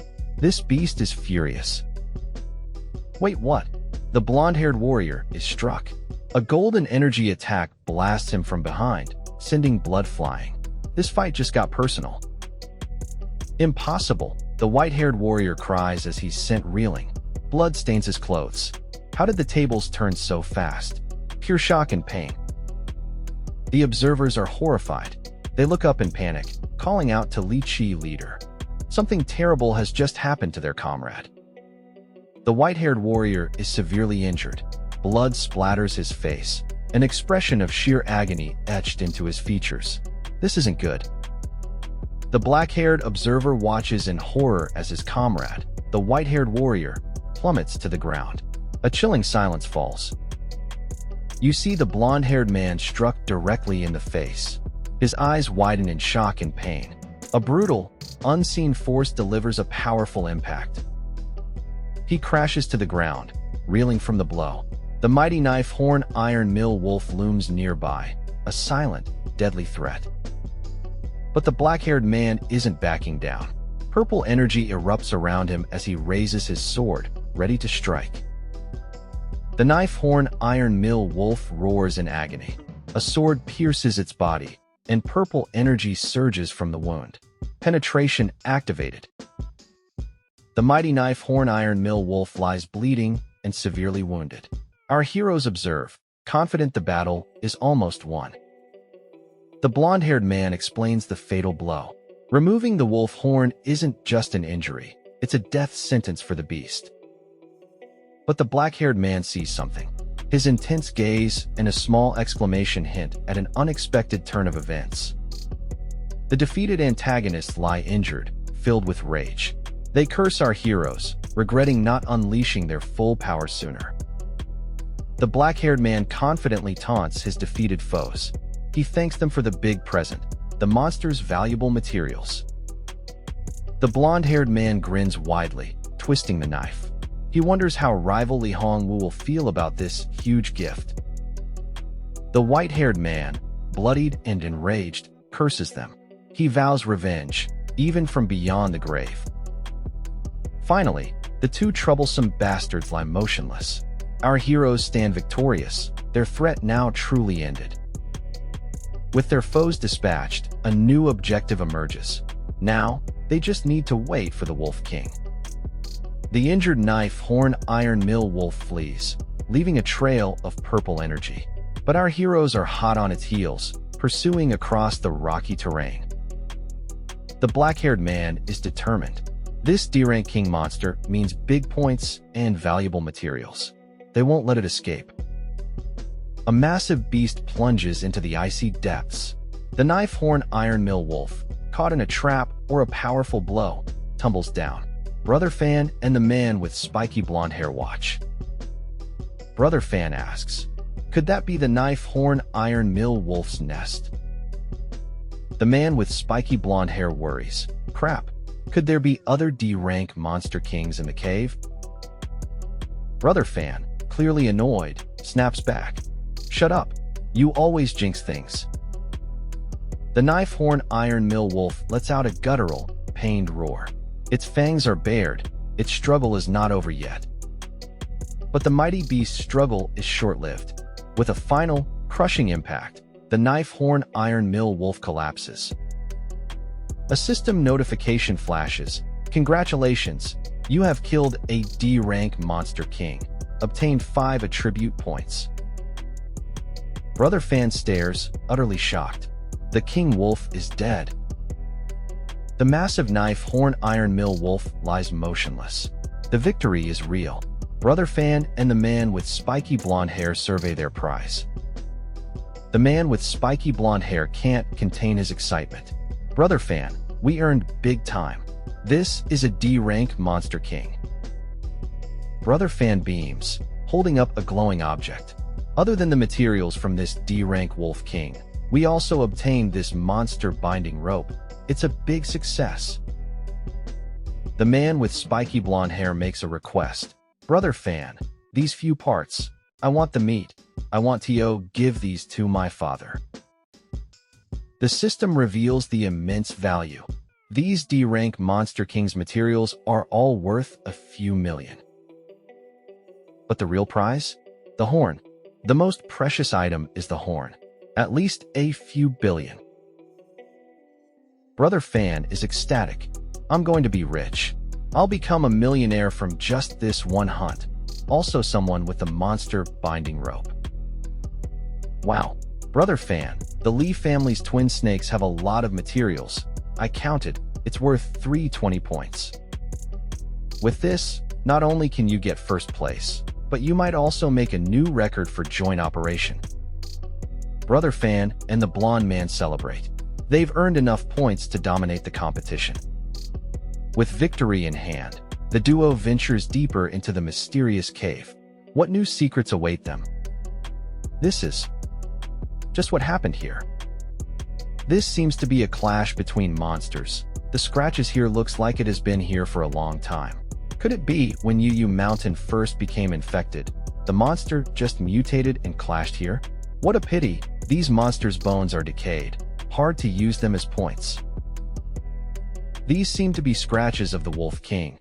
IT looks like it wants to climb up there. Could this be the source that causes the clash between monsters? Brother Fan, my leg has not recovered yet. Why don't you go up by yourself? Okay. Brother Fan accepts the challenge. With a determined grip, he begins his ascent up the treacherous cave wall. Almost there. Success. Brother Fan reaches the top, greeted by an otherworldly glow. What new wonders lie within? This is a mutated big tree. Brother Fan observes the mutated tree. Its roots glow with an eerie purple and blue light. What could this strange plant be? But wait, what's that? A terrifying wolf-like creature emerges from the glowing roots, eyes burning bright. More lurk in the shadows. Brother Fan puts it together. With so many fox eagles around, this mutated tree must be the source. Could powerful artifacts be hidden here? Suddenly, an immense, clawed limb appears, pulsing with purple energy. Its aura? Even scarier than the notorious Wolf King. Brother Fan's face tightens. This isn't just any monster. He recognizes its immense power, a war general rank monster. Zooming out, we see the UU Mountain entrance camp, bustling with activity. This is the heart of the operation. The 72-hour countdown is over. The joint operation has officially concluded, and everyone is gathering. Inside, 3 men in suits tally the results. First place has 526 points. Can anyone break the previous record this year? Jining City boasts many strong star warriors. They speculate the chief instructor from the military base might just snatch first place. A knowing smirk plays on his lips. He mutters about a sly old fox, clearly impressed by someone's cunning strategy. Meet Li Hongwu. This 24-year-old advanced star warrior from Jining City's Li family is a force to be reckoned with. Two figures observe Ji Zhang and Li Hongwu. They agree. First place will surely go to one of these two top competitors. Nigel and his friend wonder if the record will break. The shorter man even jokes about slimming down from all the hard work.